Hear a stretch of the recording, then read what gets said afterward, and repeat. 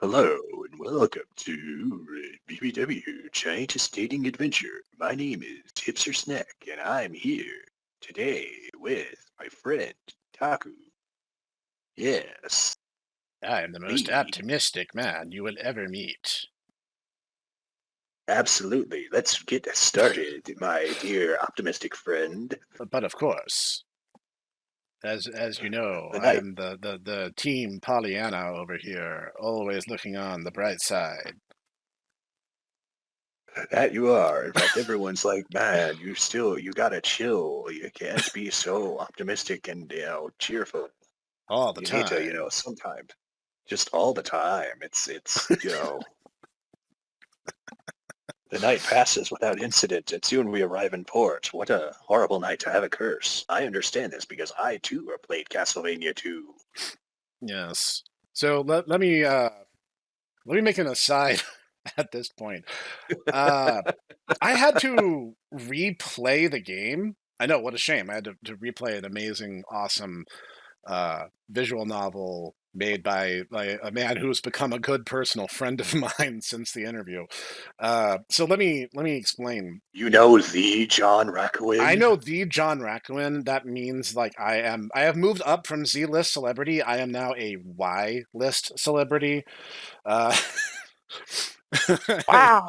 I have moved up to Y list YouTuber, so that's pretty great. And second, I changed computers after I did part one of the demo, but before I did part two. Guess what? Saves didn't carry over. So what I used in part two was actually a dev save left in the game by complete accident. They didn't mean to do it. And so like the cutscene I with believe, Hifumi and if I recall June. correctly, John Rakowin's reaction to that was, well, we all make mistakes. Mine are bigger than others. that's that is true facts. But the thing that's really funny about this mistake, like they made a mistake and then I subsequently made a mistake based on their mistake. Their save happened to pick up exactly where mine had left off anyway. The only difference was the stats were wrong. And the stats actually allowed the scene with Hifumi and June to play out. And that's apparently a flag for a particular ending. So I replayed the game in honor of fairness and to also kind of recalibrate where I was in terms of my save.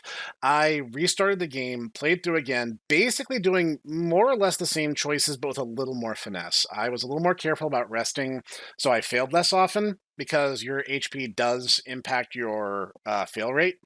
And then I focused on Maya's events. So Maya's events are where they are as of the last video.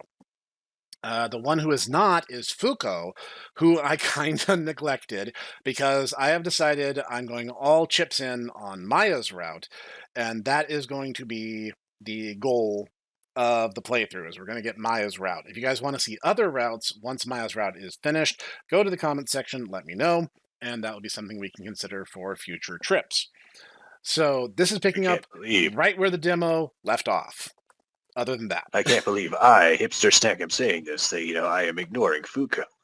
Fuko is super cute. I adore Fuko, but the power of Maya is stronger. Addison, customs. See, I couldn't do it. I couldn't do it, bro. I'm sorry, I couldn't do it. She's like, I feel like I would be NTRing, Mr. Maya. No. I can't do They're divorced and separated, and you know what? It's time that Maya heal and move on. And the best way to do that is for this little 12-inch long danger noodle to come into her life and whisk her away to a magical faraway place where the sun is always shining and the air smells like warm root beer. You're isekaiing her to Albuquerque? We're going to Albuquerque.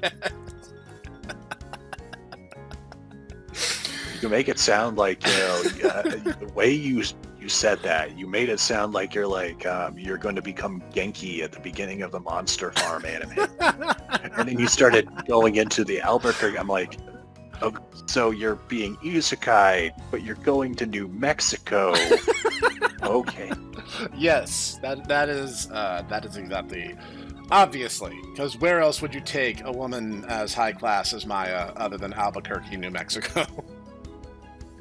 I can think of a few places. Literally almost anywhere else. So, after some customs and checking in, we finally arrive at the big site. Looks like the convention's already well underway. There's booths, lines, and people everywhere. It's also blazing hot. Just the thought of me standing in line in this temperature is making me sick. Fuko's visibly vibrating.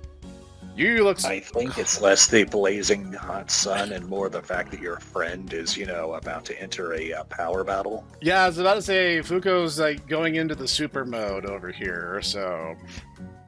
You looks cautious, but optimistic. Remember, Fuko, don't spend too much... I must go, my people are calling me! Fuko sprints off towards the big site with impressive speed and even more impressive care. She doesn't knock over anything or step on anyone. And she's gone. Need me to go get her? Don't bother. There's no stopping her once she gets into convention mode. I see. Wait, well, do you need... That's a face. Yeah, I was about to say, Yu is definitely, like, the most expressive girl in the game. She, her facial expressions are genuinely impressive, so, like, a major props to the art people who worked on the game. I already forgot all your names, I'm so sorry. Also, I want to say we officially know now that apparently out of the Oshiri battle power ratings, Yu is the strongest. That's true. John Rocklin is weighed in on this, so... Yeah. About say, that is true facts. Do you need me to help set anything up? That won't be necessary. You can't lift any of the equipment anyway. That's true. I am a normie, so... Uh-oh. I'll look over to Hifumi. What about you? Anything I can help with? Nope. You should be good. I'll let you know when the maid cafe opens, though. Ciao. Ciao. Ciao. That face. I look over to June. What about you? Anything I can help with? No, you should be good. You sure? I can be very persuasive. I believe you. We just don't need any more tinies moving into Jotun. I thought you were supposed to convince more people to move to Jotun. Yes, I just prefer if we give preferential treatment to giants. Why? Jotun's a giant nation built by and for giants. I don't want us being replaced by tinies. Uh-huh. So you just go on and have fun. I'll let you know if you need assistance. She reaches into her wrappings and pulls out a tiny bag. Dang! Are you allowed to say that? Tickets before I forget. It's a VIP badge. She'll let you skip any lines you want. I take the badge and wear it around my neck. Thank you kindly. No worries. Have fun, Pipsqueak. June and her chorus disappear around the big site and leave me all alone.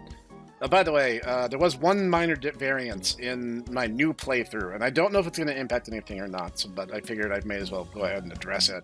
At the end of the event on the boat, where the demo ends, I did not get June's event. I got Hifumi's. So I don't know if that's going to impact anything, but I figured I might as well put that out there in case there's some kind of mechanical disconnect.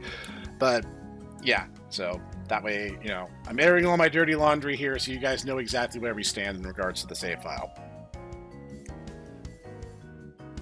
Alright, what to do? The convention looks like mostly an outside affair due to the size of a lot of the guests. Might as well walk around just to see what they have to offer. South side is a bunch of giant food stands. East side is a job fair. North side is a stupidly thick woman in a pink turtleneck and...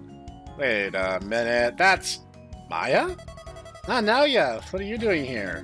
I'm working here. I'm part of my university's ambassador program. What a fun little coinky-dink. What are you doing here? I'm trying to get more tenants. How's that going? It could be going better. I haven't gotten a single person to sign up yet. Oh, yeah, you're asking a pretty big commitment of them. This is true. Still, there has to be... big. Has to be something I can do to drive sales. You have any ideas? Maybe prospective tenants would like to hear from a current tenant. That's a great idea. Would you mind helping me recruit for a little? Pretty please. I can't say no to you. Literally, I am physically incapable. It's actually kind of a problem. Yay, thank you. Might spend the next few minutes giving me instructions and pamphlets. Did you get all that? Yeah, I should be fine. Wonderful. I'm gonna go for lunch now. Bye-bye. Naoya tiptoes deeper into Tokyo. She totally planned this. Oh well, no point in complaining now. She left some Bakari sweat on the booth for me to drink, so that's nice at least. I spent the next few moments just sitting there with my hands folded and admire some of the attractions from a distance. There's people lining up to slide down a giant's tummy. Another line of people waiting to be picked up for an aerial view of the city. There's only two kinds of people here. People who are really into giants, and people who are scared but curious. For all the other normal-sized people here, this convention must be like stepping into a whole new world. Yet, it's grown mundane for me. That's not a criticism, mind you. The internet and electricity were once exciting too. Now they're necessities. Good sir, are you saying that, the affections of a giant woman are a necessity now? Because I wholeheartedly agree. Does that mean giants will become necessities in a decade or two? Sure hope so. Excuse me, sir? Yes. Straighten up, snap back to reality, and turn to the person in front of me. It's a high school student, probably a senior. Looks almost the same age as me, but looks lost. And tired. So tremendously tired. Not gonna help you. Student rubs the back of her head. This Jotun, she has a college, right? Yes, indeed. I flash her my Jotun U hoodie. But by the way, before anyone asks, the teacher's sprite was reused for a couple background characters, and in fact it was something I noticed in my replay through, where June's friend is the teacher's sprite with a mask over her nose and mouth. And I asked, I'm like, is the teacher crazy and secretly going undercover? And he's like, no, we just reused the asset because we were lazy. And I was like, you know what? More power to you. Also, it's funnier in my head if I pretend it's the teacher, because that just makes everything so much weirder. And I think that adds something to it. I'm attending it right now, actually. The student perks up a little. Oh, nice. What subjects does the college excel in? Mostly STEM and kaiju studies, but they have your standard liberal arts majors, too. I see. The student nods. Is there some kind of entrance exam or... Nope, but they're desperate for more students. And as long as you got decent transcripts, you'll be fine. The student visibly deflates. Good. How's the food there in Jotun? I mean, food's fantastic, especially the ramen. Cheap, too. People our size can live like kings on shoestring budgets. The student smiles, but the smile doesn't suit her. What about the dating scene? The student looks off to the side. I can't help but laugh. What do you want to know, bud? Are the rumors about giants true? What rumors? Are they mean? Do they like to destroy stuff? Do they eat people? My back starts to sweat. That's only happened 20 times. 20? That's only 4 per year. That's pretty good, all things considered. I mean, accidents happen, right? But there's probably a few bad actors in the mix. Are giants more violent? I read some accounts online of some giants becoming more aggressive after growing. Funny enough, that's a beat in Shadowrun, where goblinization can be linked to aggressive behavior because of the way the horns grow and adjust the human brain. So, that's interesting. I actually covered this in one of my classes. There's no study that proves that. If anything, giants have a much lower violent crime rate compared to the general population since they're all women.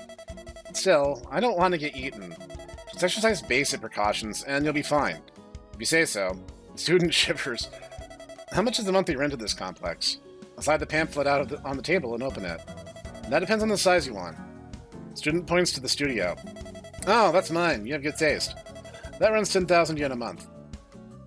The student's jaw drops. Are you serious? That's less than $100 a month. I'm rounding my numbers, obviously. I don't know the conversion rate off the cuff, but a couple decades ago, 100 yen was about $1, and now it's actually a little bit worse than that. I hand her a contact information form. Fill this out if you're interested. She takes out a pen and starts doing just that. How's the landlord? She's nice, a bit eccentric sometimes, but she's like a second mom. She'll take good care of you, provided you follow her rules. She'll even give you free cookies if you help her out. Jotun's sounding a bit too good. What's the catch? Catch? Yeah, what are the downsides of living there? I haven't really thought about that. Let's see, commuting sucks since most of the infrastructure is based around giants. Some normal-sized residents have also reported feeling insignificant for the first few months after moving in. Also, you'll probably be stepped on or sat on at least once a week. The student tries to suppress a smile. Doesn't that kill people? Nope. I raise my arm and show off the shock absorber, which, by the way, is a watch. I called it a belt for, like, the totality of the demo. John Rakowin did confirm that it's actually a watch, not a belt. But we also concluded that belt is a state of mind, and therefore a watch is a kind of belt. When you move in, you'll be given one of these. These protect you from getting injured by any giant activities. Good to know. The student looks relieved. Thank you, sir. I needed this. She leaves the contact form with me before disappearing back into the crowds. I continue manning the booth for the next few minutes and get the contact info of 3 more potential tenants. Someone big approaches. Someone big. Naoya, I'm home. Maya stumbles back to the booth, reeking of booze, and lies down right in front of me. Maya, how did you get drunk so quickly? I'm harlot for highballs. Is this the thumbnail for this video?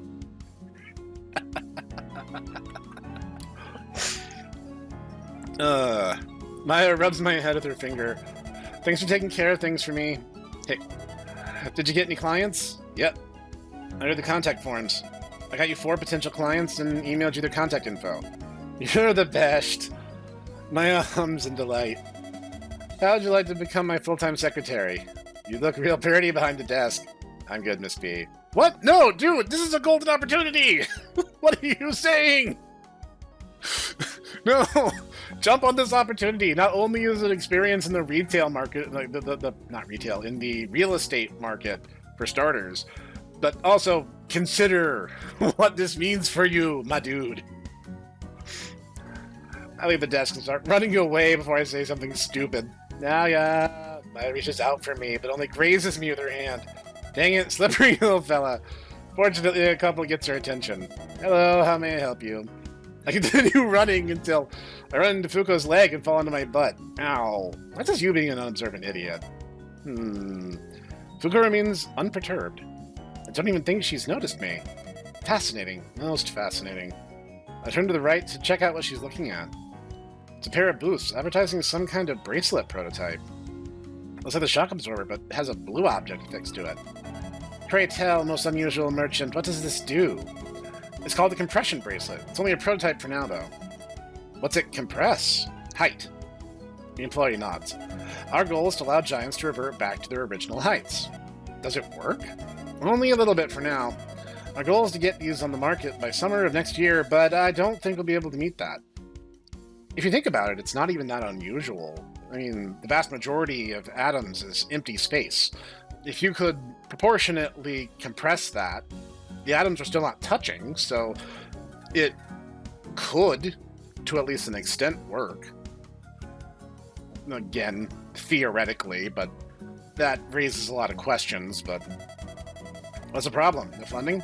Oh, not at all. In fact, we're partly subsidized by the Japanese government. Most of the problems are from the R&D side. Nobody knows exactly what caused the growth spurt. It's hard to compress it. So it doesn't work. Oh no, it does. Just for a few seconds, though. I see. Mind if I try it? Not at all. We could always use more field data. The employee hands Fuko a clip note with a thick stack of forms on it. Just sign here, here, here, here, and here, just in case. Fuko signs the entire document without a second thought. There you go. The employee scans the docs and hands Fuko a bracelet. Here you go. Thanks. Fuko looks down wistfully at the bracelet and rubs her thumb over the blue part. Everything okay? Fuko snaps out of a trance and looks down at me. Yeah, I was just admiring the design. Fuko puts the bracelet on her left arm and looks back at the employee. Do I need to do anything else? Just press the blue dot. Ah, duh. Fuko presses the blue part of the bracelet and... The bracelet tightens around Fuko's wrist and her whole body starts pulsing with a faint blue light. Fuko, you okay? It tickles. Back! Fuko holds her stomach as she starts laughing. I look up at the sales lady. Does it usually do that? No, I've never seen that before. Maybe it interacts oddly with body fat. The employee writes something down in her notebook. What exactly is it? That's a state secret. Blah! Fuko continues to laugh, and it's starting to rub off on me. Just being around her is making me start to giggle. She always did have a cute laugh. But she does start to shrink. In just half a minute, Fuko goes from almost 10 times my height to 5 times my height to double my height. When she finally stops shrinking, she's a head shorter than me. Eh? Fuko collects her breath and slowly pries her arms from her tummy. Huh? She looks all around her as if she's just crash landed on an alien planet. Whoa!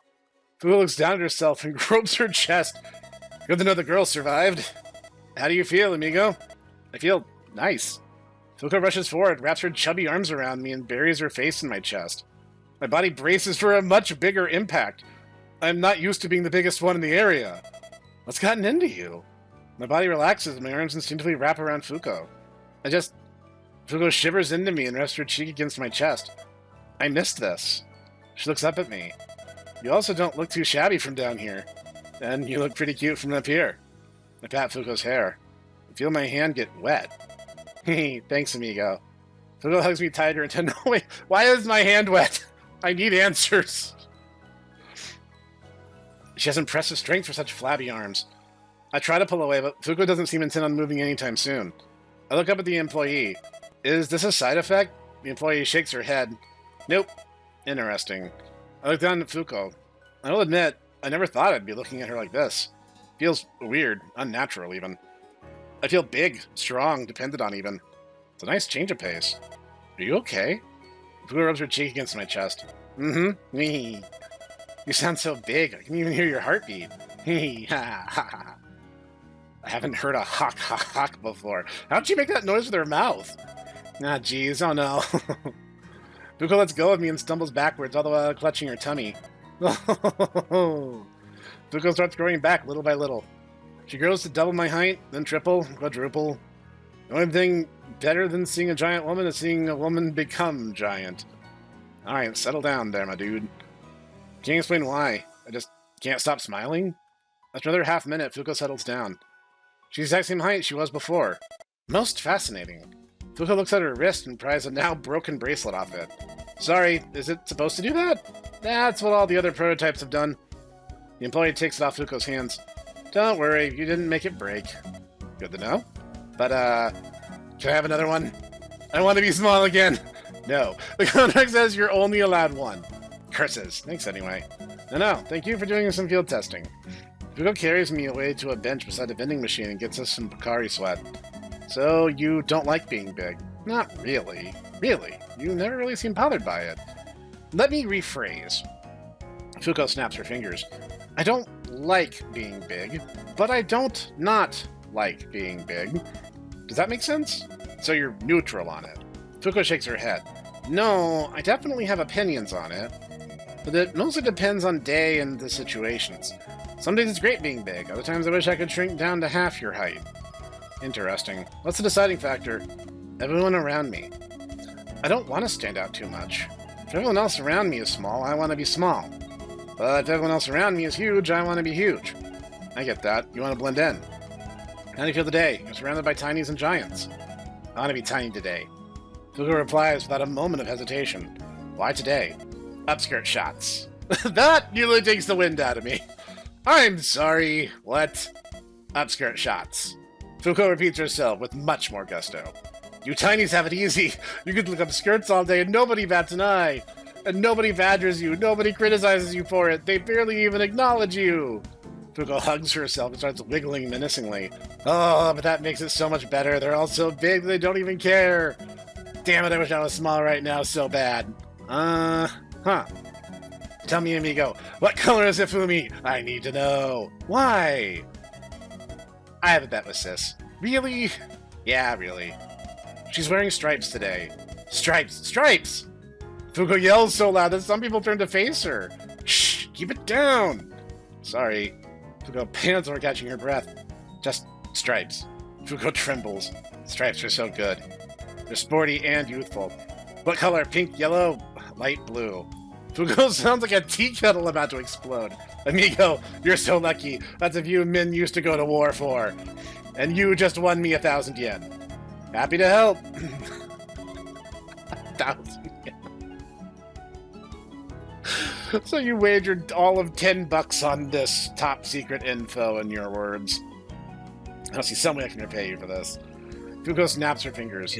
Actually, less than that. It's like $7, $8 now. Yeah. The yen is incredibly weak now. It used to be about that, but Yeah, no, I'm rounding my math, obviously, but it's easier to do the 100 division rather than try to be accurate about it. But yeah, I know what you mean. Sis wears pink frilly panties. They got this cute little crisscross pattern on them. Fuko leans in real close and cups her mouth. And I don't wear underwear. Fuko leans back and crosses her arms proudly. Why? Fuko shrugs. I just don't like the way it feels. Fuko pats my back. Oh wait, what kind of underwear do you wear? Why do you need to know? Because we're friends. Friends share everything with each other. Fuko, damn it. Why are you so funny? Okay. I'll be honest. You know what? This game is a bonding exercise between me and the viewers anyway. I might as well be honest. And it's boxers, actually. And you might be wondering, Snek, how does a Snek wear boxers? Well, you see, I actually go in one leg, and then I U-turn, and I come out the other leg, and just kind of awkwardly have them half on and half off. That's how Sneks wear boxers. You know, this is going to mean one of these days in a April Fool's, it's just going to be, you know, Snek work just showing up. Be like, Snek, what's going on? Oh, and you're just you and their boxers with, you know, the cartoon stubble. Sorry, Sneckworth. I can't be arsed to put on pants today. You never wear pants, I know. But today in particular, I can't. I'm working from home today. You don't work. You just yell about the lemmings. The meerkats. That's work, Sneckworth. You wouldn't understand. With your No, I don't. With your office job and your briefcase and your actual reliable monthly salary, you wouldn't understand. No, I clearly don't. I'm going to go now. Goodbye, Snek. Boxers. Intriguing. Why those? Gives you lots of wiggle room. I mean, technically true. Once you get used to boxers, briefs just become the wedgie from hell. Does it stay cool during the summer? Right. I hear the balls get real sweaty in the summer. That's smart. Can I ask one more pantsu-related question? Last one, I promise. Shoot. How do boys put on their underwear and pants? What? What? Fuko, just one leg at a time. Like, what? What is your perception of male anatomy that this is actually a question that you have to ask? What? Yeah, does it ever get caught in the zipper? Not if you're halfway awake, no. That should just not happen, like, ever. There is no context under which that is possible, Fuko. Like, I admit I have had that happen to me a couple times. It is not pleasant. Like, you put it away first, and then you zip up. Like, why would... I'm just saying... Maybe Pugums just have different problems than Sneks. I mean, we do. I've never had that problem. I still don't know how dudes do that. So now he is more akin to a Snek than a Pugum, apparently. Where did you... It just goes in! Fuko, I don't understand! It just goes into your underwear! I think she's thinking about this in terms of her bin books. Her H-Dojin collection? Yes. I think she thinks that they're usually much larger than they actually are. Yeah, Fuko, there's life outside of Tumblr and, prawn. Shrimp. There's more to life than shrimp and Tumblr.com. Are you saying a shrimp wrote this, this eroge? Oh, of course. Shrimp eroge is all the rage these days. Hold on, Professor. Is John Rakowin a shrimp? I can neither confirm nor deny these allegations. I'll have to call him out after this and ask if he's a shrimp. I feel like I've stumbled on something I shouldn't have. I'm just saying that there are certain asides that we've made in these visual novels like I when I was interviewing Grayest and and we were doing the discussion of A Whole Lot to Love, I made an aside. It's like, is Arabella like part of the mafia? And it literally just kind of broke them. Like, they were so unprepared for that question. And I kind of feel like asking John Rakuen if he's a shrimp is going to be ours for this. You know, well, okay, you have to understand, I was heavily drunk. I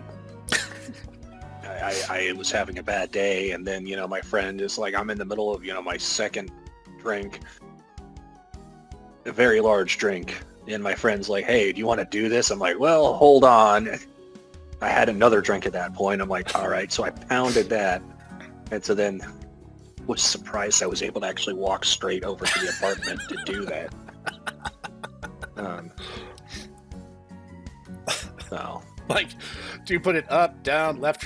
Fuko, it just tucks in. Like, it just fits. That's how they're designed.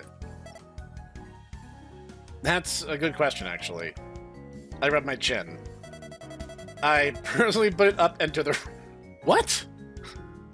There is no need. I'm not getting into this. Interesting. By the right. No, all right. Counterpoint, Professor.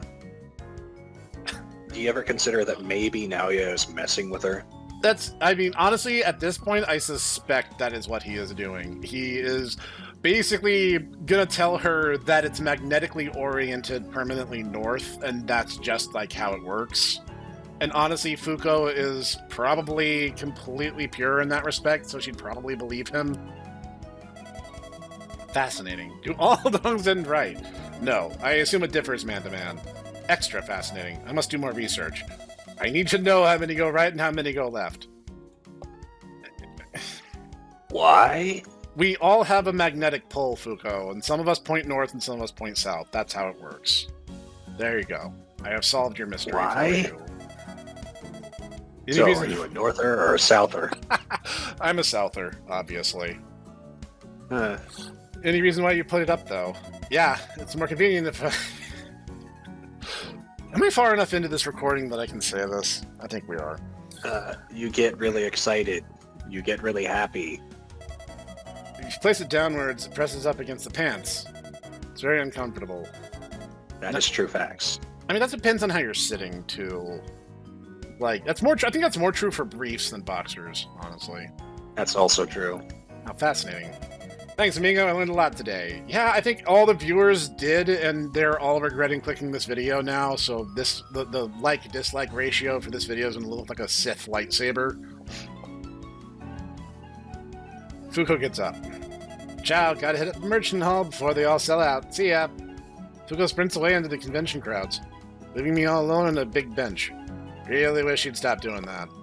Managed to rappel down the bench and continue exploring the convention. Do I just carry like a grappling hook gun? Am I secretly Batman? Am I this universe's Batman? You're Albatross Man. You're Batman if you didn't have your parents die. So if I was honest with myself, okay. Yes, later, you just like beating up poor people. Oh, of course. Bzz, bzz, bzz, bzz. Put my phone to my ear and answer. Yellow. Nah, hey, Naoya. If it sounds like she's about to break, just hit me with it. What do you need? Can you help out with the maid cafe? It's way busier than we thought it'd be. Absolutely. Where is it? West side of the big site. You cannot say no to anyone. No, like, Naoya just is like psychologically predispositioned to never tell a woman no to anything. And if he falls into the wrong crowd, that will probably be very bad for him. West side of the big site is follow the smell of ramen. Hurry, I'll make it up to you. Ifumi hangs up. I hurry on over to the west side of the big site. I follow the scent of ramen and soon find the maid cafe. It's a nice little outdoor patio area right next to the ramen cart. It's absolutely packed. There's a line of giants and normal-sized people wrapped all around the place. Hell yeah! Irashai! Ifumi flexing on the ground and walks back over to the ramen stand. I thought it was Yu saying that, which is why I accented it that way. Because I was cracking up at her. Like I said, Yu has some of the best facial expressions in this game, so I thought she was the one saying that. I get the sense that Yu was the artist's favorite because she has some of the best expressions. She certainly does. Like, all the girls are really expressive, but like her in particular really leans into like retro anime, which which is good stuff. Did her apron always have a little chibi face of herself on it?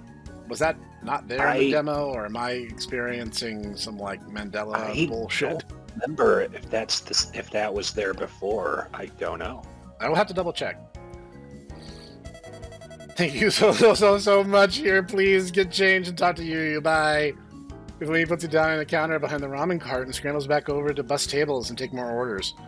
You using the back of the cart preparing appetizers, drinks, and ramen, all while cursing under her breath.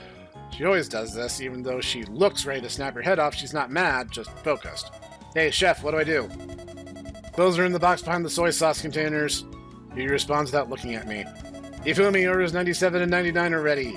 Yes, chef. Ifumi sounds ready to cry. Ifumi snags the orders and sprints back out to the customers, almost bumping into one in the process. Watch where you're going! Yes, chef. Ifumi's voice cracks. I hurry behind the soy sauce containers and open the box to check out the uniforms. They're all maid outfits. Every single one of them. Chef, are these all the uniforms we have? Yes, hurry up and get it on. Yes, chef. You really need to learn to say no, Naoya. You use voice almost immediately. Hey, I'm just saying, sometimes it takes a man to be a best girl. I mean, maybe in this context you're right. Knocks me over and I start stripping immediately. Get the stockings on, skirt on, bonnet. I don't know how this part is supposed to go on. It's fitting well. Too well. Chef, can you help me put this on? Slam. You slams the fridge shut, stomps over to me, and violently shoves the soy sauce containers aside. How do you need help putting on a... A smile fills me with more dread than her scowl. Here. Oh, no. Oh, no, Professor. Oh, no. I know. I'm aware. Okay. All right. You grips me once tight. again, I must reiterate that, this is she's got some of the best expressions. She does. You grips me tight, starts rotating me like a doll. You just need to put this here, adjust this here, and you rotates me upside down. What are you looking at? My legs instinctively pressed together. Nothing.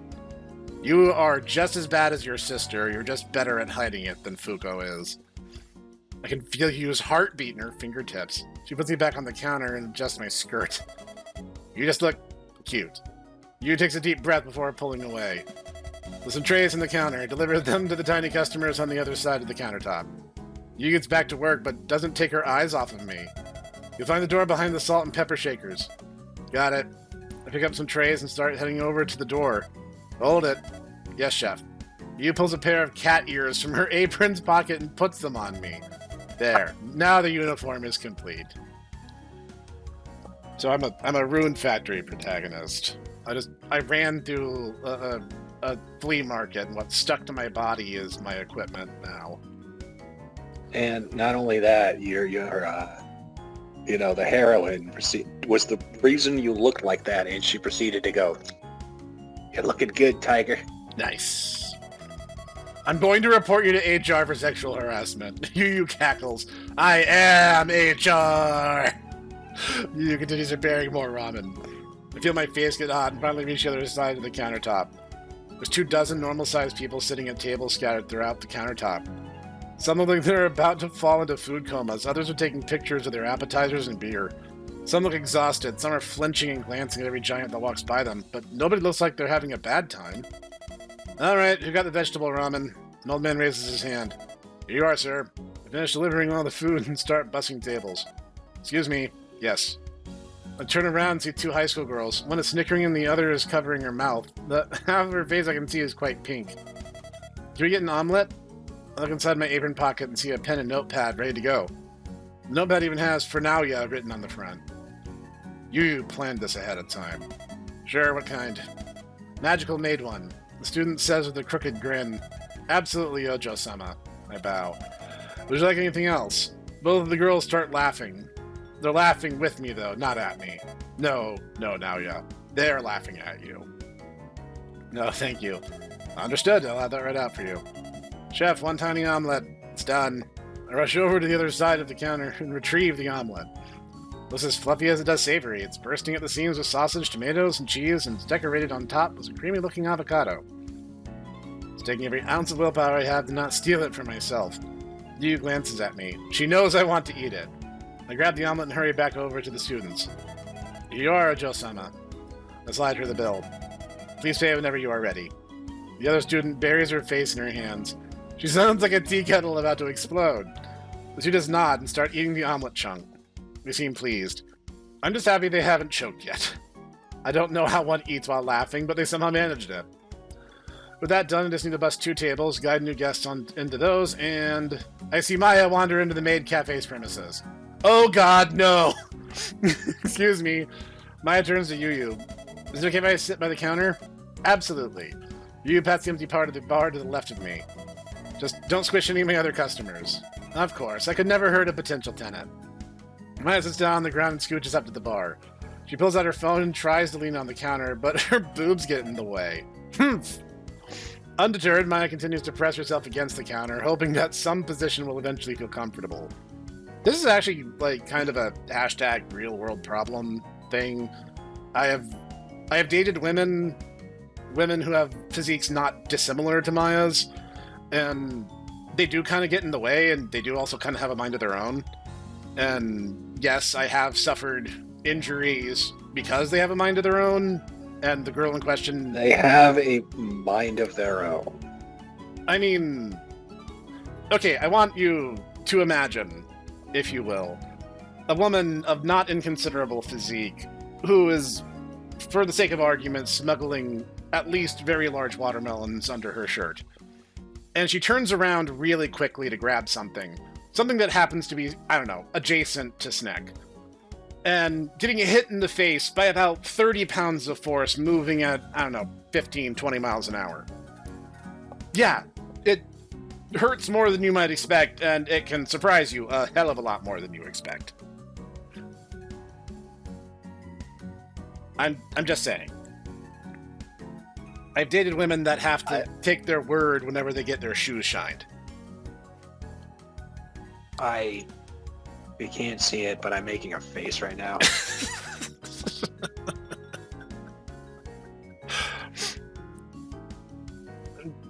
I'm just saying. But, you know.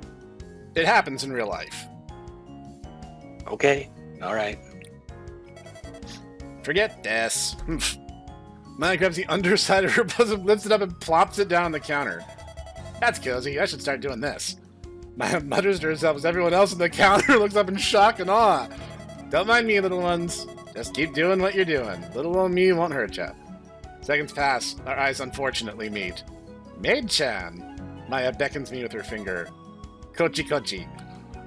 My entire body tenses up, but I approach Maya with my head held high. Customer is always king. That is just some absolute BS, whoever there wasn't. Welcome back, Ojo-sama. I bow. What would you like today? Maya leans back and rests her chin in her hand and her elbow on her boob with a satisfied grin. Let's see here. Maya peruses the menu beside her. I'll have the Omega Made Omurice. Chef, 1 Omega. Hi. The scent of freshly cracked eggs starts filling the countertop. Would you like anything else? Maya continues browsing the menu. Simply can't decide. Everything here looks so cute. Fuko emerges from the shadows. Perhaps I can be of assistance. Oh god, no. This is a combination that, Maid Naoya-chan is not ready for. Perhaps I could be Food Fighter X. Yes, it is I. I turn tail and start running towards the other customers, only to feel Fuko's grubby hand wrap around me and pull me over to her. No. A true maid never runs. A true maid serves master until the end. I sigh as I dangle from Fuko's fingertips. What would you like, master? A grotesque, guttural cackle oozes from Fuko's lips. Her body squirms as her chin sinks into her neck. She drops me onto the counter before falling backwards. Pain erupts from my butt and shoots up my spine. Fuko, are you alright? Blood is dripping from Fuko's nose, but she managed to shoot Maya a thumbs up. Never better. Fuko shivers at her knees as her knees buckle together. Moe. Is she always like this? Yeah. I get to my feet and rub my butt. Jeez. Need me to kiss it and make it feel better? Order up. He places a 5-meter long plate atop Maya's chest and starts cleaning up the kitchen. Great googly moogly, she can set a plate on them. How tall is Maya again? Maya's What one of the class is tall. she? I forget. I will need to double check, but as I recall, Maya is one of the biggest, if not the biggest woman in the game. June might be taller, but I think like width-wise, Maya has her beat. Yeah, so I'm like, yeah, because if I recall correctly, we did the math, and it's like June is about the size of the Psycho Gundam, which means she's about 60 meters tall. Right. And Maya, I want to say 50 meters, but I could be wrong. I will double check. Future me, put like some text on the screen telling us what Maya's height is. See, this is the problem I have with the this is kind of the problem I have with the sprites, and this is like my one problem. I think they're great, but it's like if the apart from certain CGs, it's really difficult to gauge the size comparison. Yeah, it doesn't help that it's also been a while since we did the demo, so we are operating on older, faultier memory rather than something that we just I know that through. June is markedly bigger than the other heroines. Yeah, because, she's I mean, ridiculously she powered tall. over Hifumi, but and I think he said Hifumi was 30 meters. So she was like basically the RX-78, I think we concluded. RX-78 is like 18 meters, bro. Okay, so I think if I recall the CG correctly, yeah, that seems about correct. All right. Well, let's try and see everyone is satisfied. No new customers, no empty tables that need bussing. John Rackwin, if you could, are we correct? What mobile suits are they supposed to be? So let's put it in terms that our Autismo audience will understand good and proper. Yes. If Fumi's taking care of all the giant customers that need to pay their bill, I can spare some time. Goodness, this looks tasty. Maya reaches for her chopsticks. No. He puts a tiny bottle of ketchup beside Maya. It's not ready yet. What is it missing? I can hear you trying to suppress her laughter. Oh, no. It isn't working. Every Amurace needs a magic spell chanted by a cute maid. Oh, fancy. I had no idea this is how the kids ate Amurace today. Maya forces the ketchup bottle into my hands, picks me up, and hovers me over the Amurace. From here, it looks like a giant yellow cloud. The fumes rise with and engulf me in savory scents. I want to fall into it so bad. Looks so cozy. How does the spell work exactly? The maid has to draw a magic sigil first. Do that then. I'll help you. All right. Damn it, John Rackwin. I don't want you to do the bottom one. You know, given how thirsty Maya is, she might think that's funny.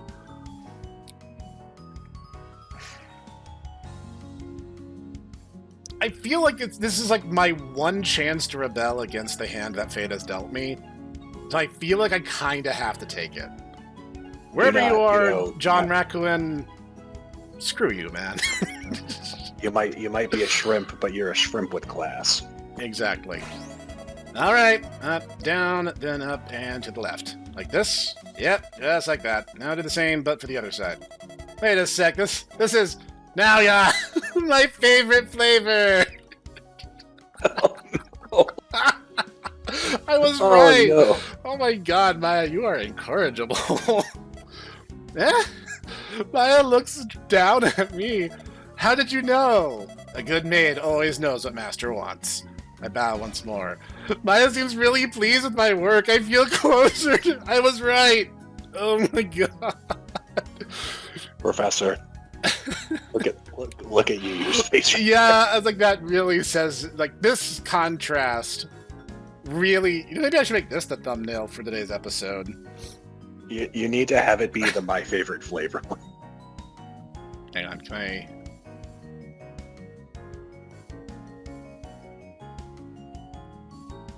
She changes her expression afterwards. Are we still going to do that? Okay, All right. Oh.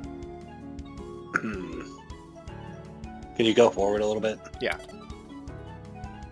Maya looks down at me.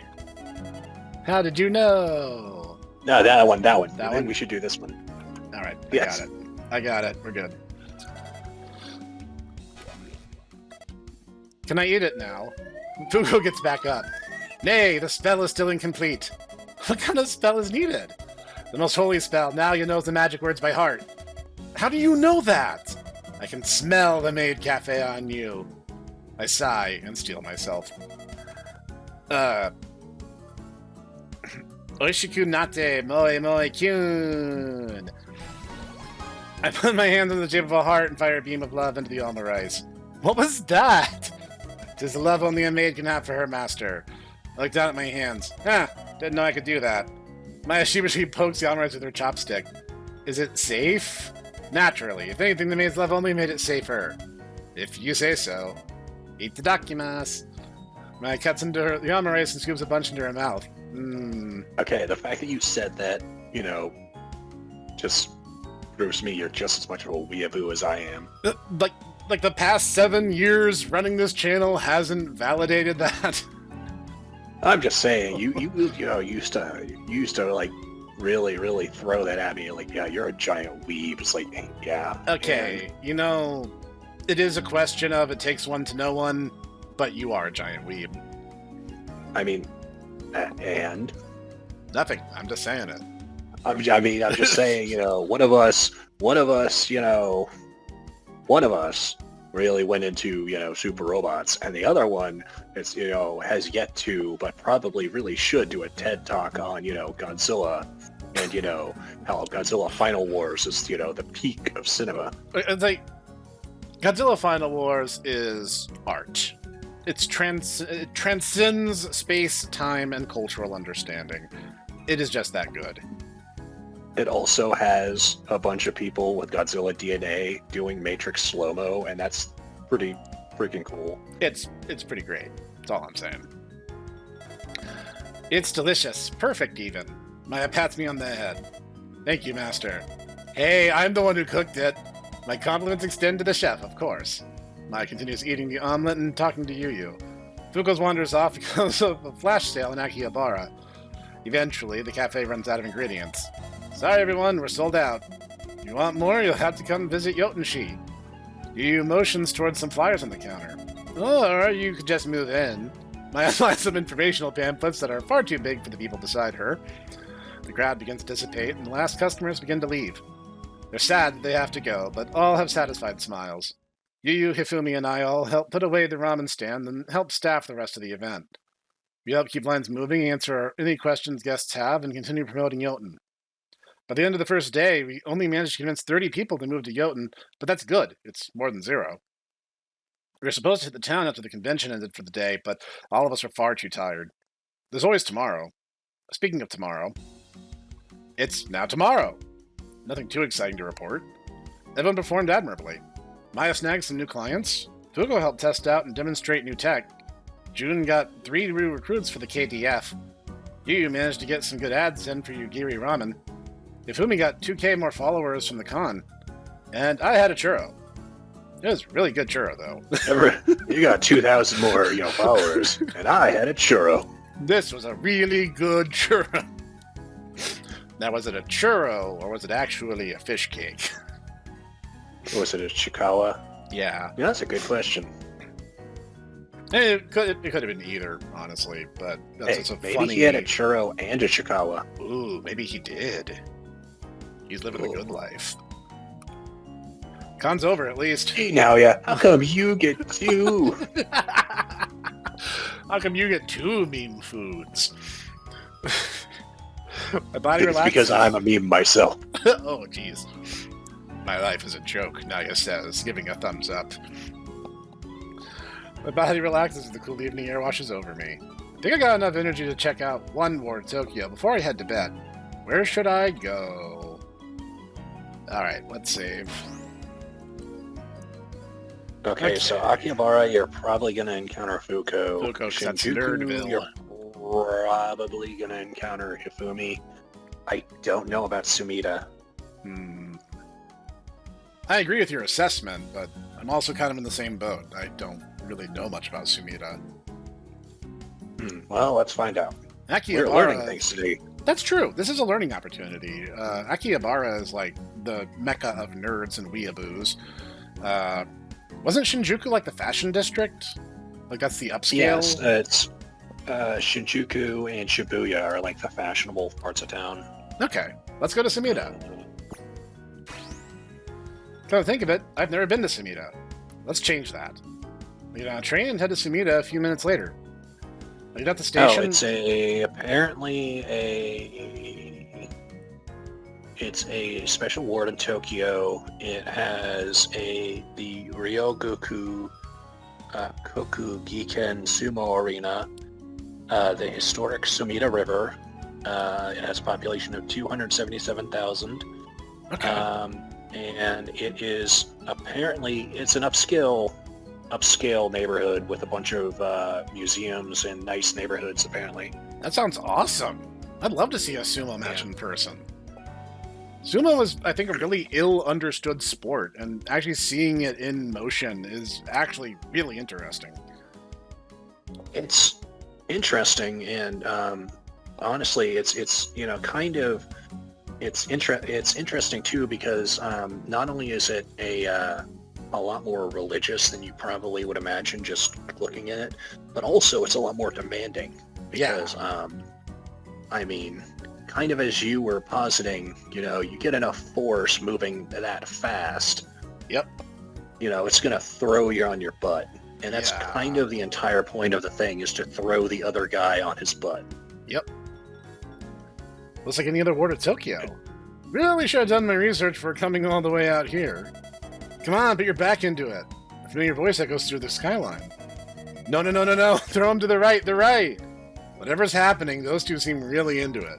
Better see what all the noise is about. I follow the voices and eventually find the source. Jun and Maya are peeking in over the edge of an open-air stadium. They seem quite invested. No! Maya stomps her foot, creating a shockwave that makes me fall backwards and the stadium to creak a little. Pay up. Maya pouts, but hands Jun a 10,000 yen bill. You got lucky. Jun stashes the bill away in her gi. Oh, hold on. These ladies are like 50 meters tall, right? Yes. That just begs the question, are they holding on to bills that are like as big as a regular person's house? I asked some similar questions during the interview, and there are certain things that are just kind of glossed over for convenience sake.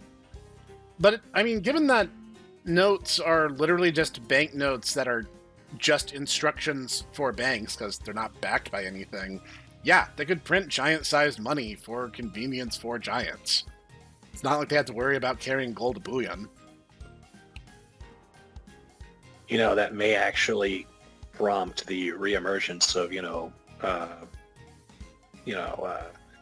fungible backed currencies. That's true. Or non-fungible backed currencies, rather. Yeah. I knew what you meant. Luck's got nothing to do with it. I have a better eye for talent. Care to double up? You're on. 10,000 yen on Yoshi.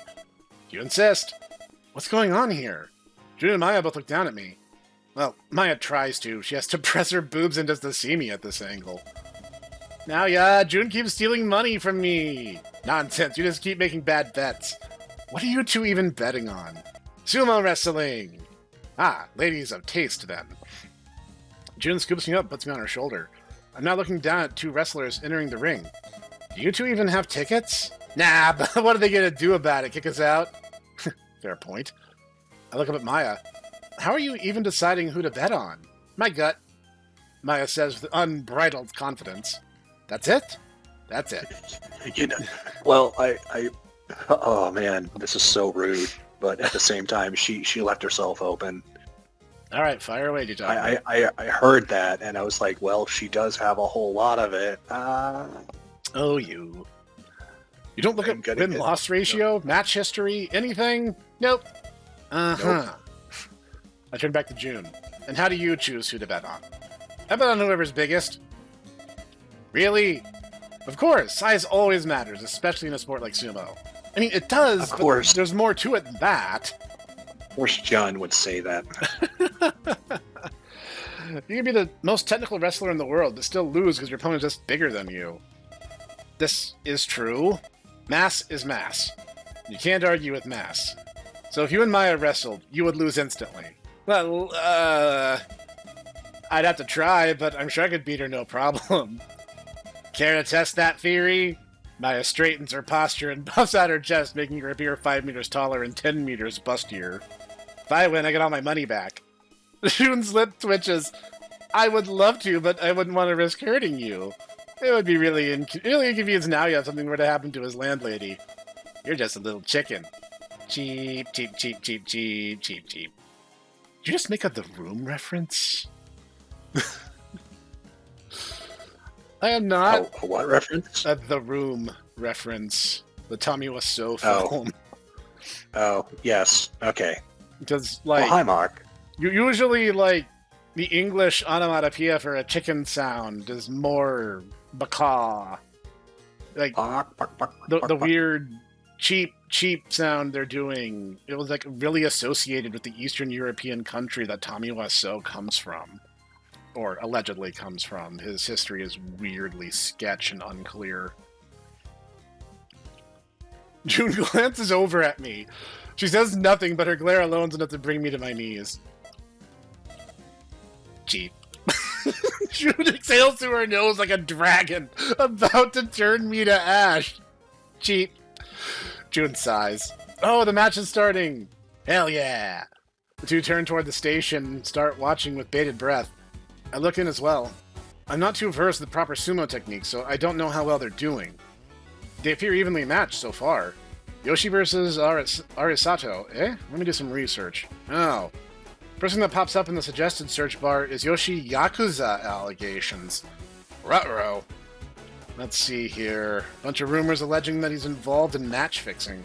Apparently match fixing in sumo was a big problem in the early 21st century. There's been no subsequent investigations. I'm curious. There's tons of money to be made with sports betting. It's only natural that the Yakuza would want to make some money off it. Let's see, who's up next? Kurusu versus Matsumoto. Kurusu's the new kid on the block. This song reminds me of Ninja Turtles, Turtles in Time. I can't hear anything. Okay. You'll hear it when the video goes live, and you can critique me to see if I'm off in left field. He's only been active about a year, but he's already become a fan favorite. There's a bunch of promotional material featuring him online. Definitely looks like he's set to be the new face of the organization. Matsumoto, on the other hand, appears to be a dying star. He insists he'll retire after this year, but he said that for the last 5 years. There's also some rumors online about how the organization wants Matsumoto to retire since he doesn't sell as many tickets as Kurusu now. Kurusu? I'm not sure. Yoshi, Kurusu, I believe. Yeah, Yoshi's thrown out of the ring. No! Woo! June helps herself to another 10,000 yen bill from Maya's wallet. Naoya, you gotta help me. Who should I bet on? The next match could go either way. It could be rigged to further cement the new talent. The young blood taking down a former icon. It'd make a great story. That being said, the old guard smacking around the new blood one last time seems like a pretty good storyline to pursue too. Uh-oh. Well, let's definitely save, because I want Maya to like me. Okay, we have the same information as Naoya does now, Ditaku. Are we betting on the new up-and-comer Kurusu, or are we betting on the old guard Matsumoto? I feel like, you know, Maya being the older, experienced one should probably bet on Matsumoto. It just seems more... kind of what I'm thinking. It's more thematically in line with her. Maya, bet on Matsumoto. Jun suppresses a chuckle. Are you serious? He's way older than Kurusu.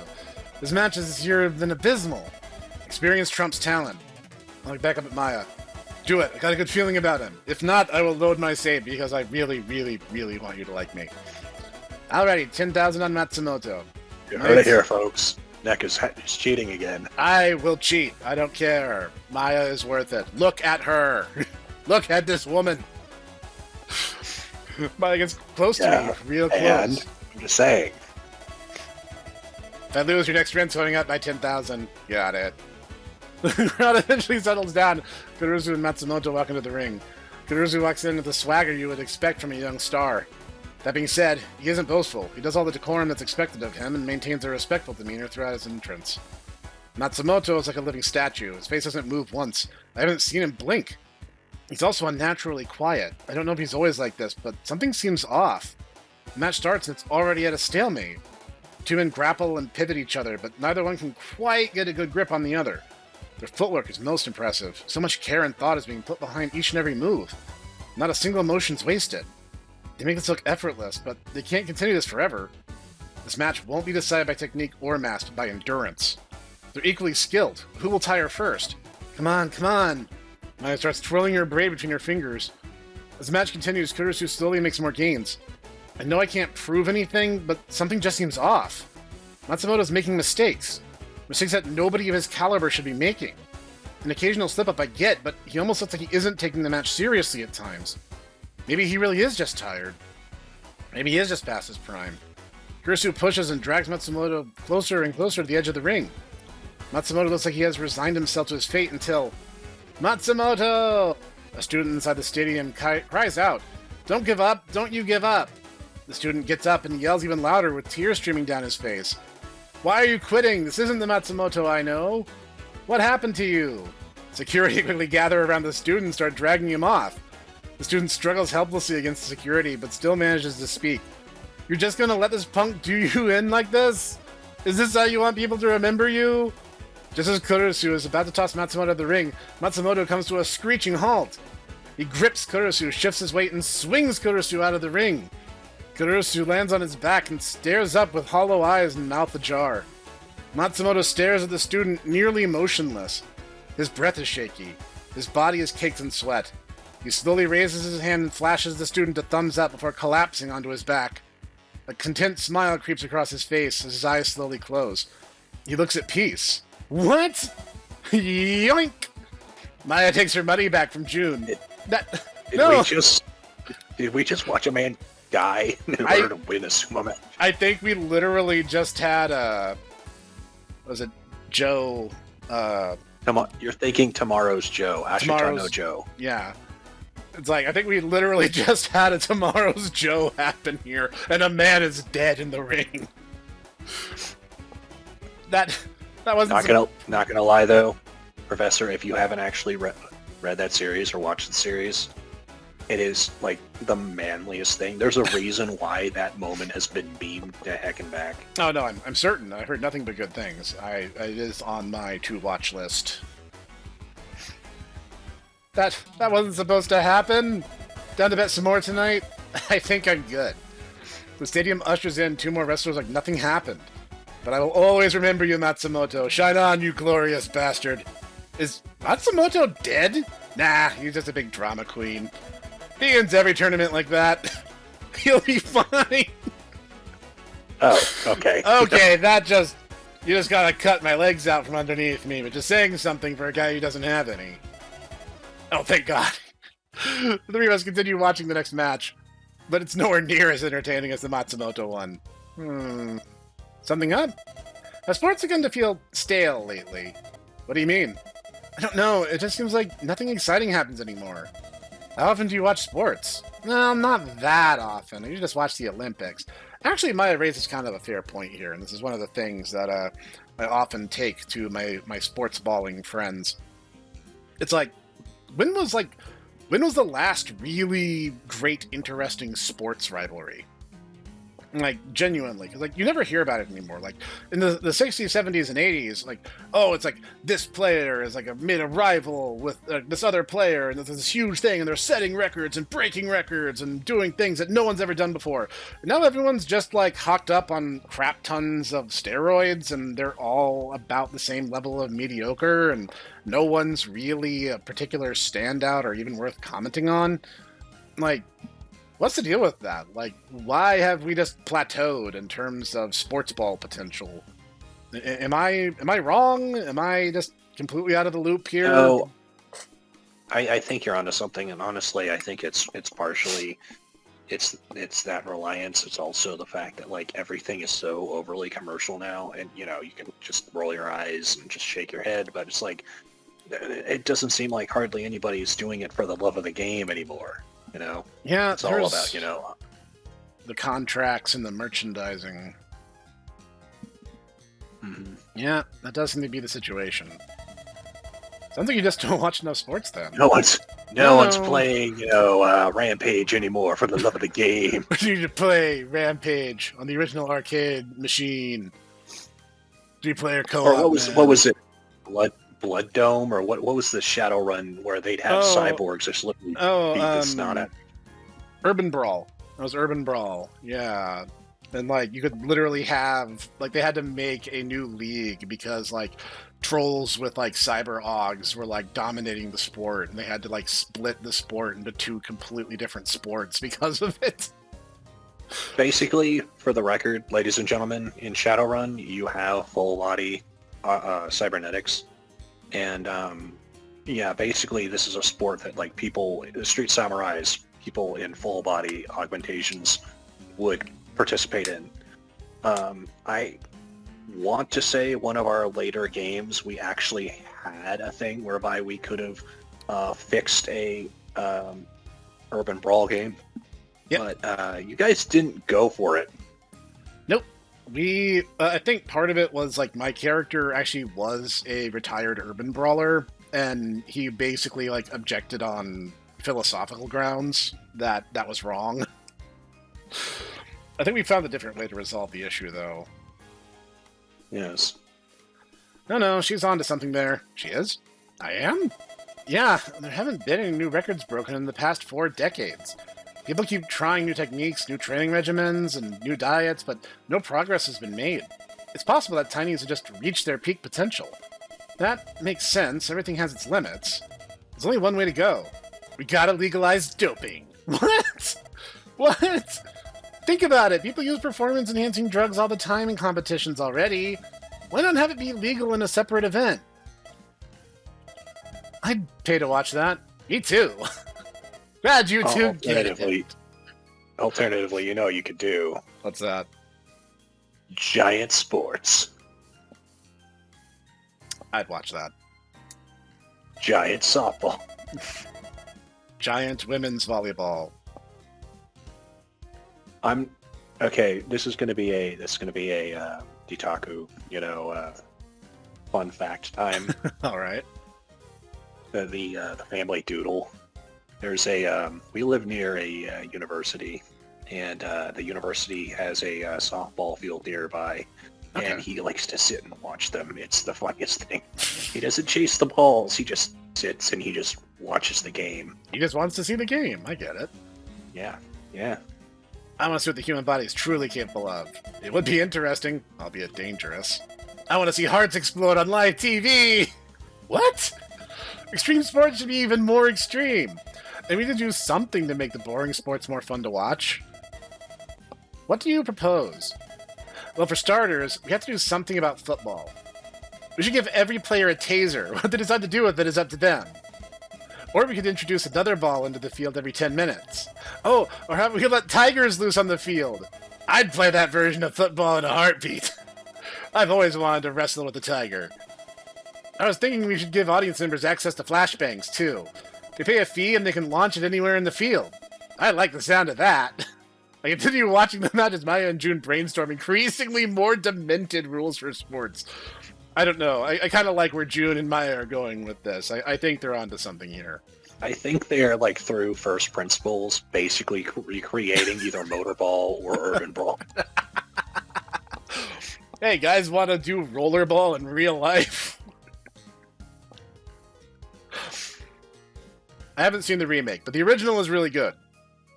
The original rollerball is at least worth watching, but I will have to get back to you guys about it. I mean, it's just it's yet another proof that the 1970s had the best, science fiction, where pretty much everything is, but what if society was awful, though?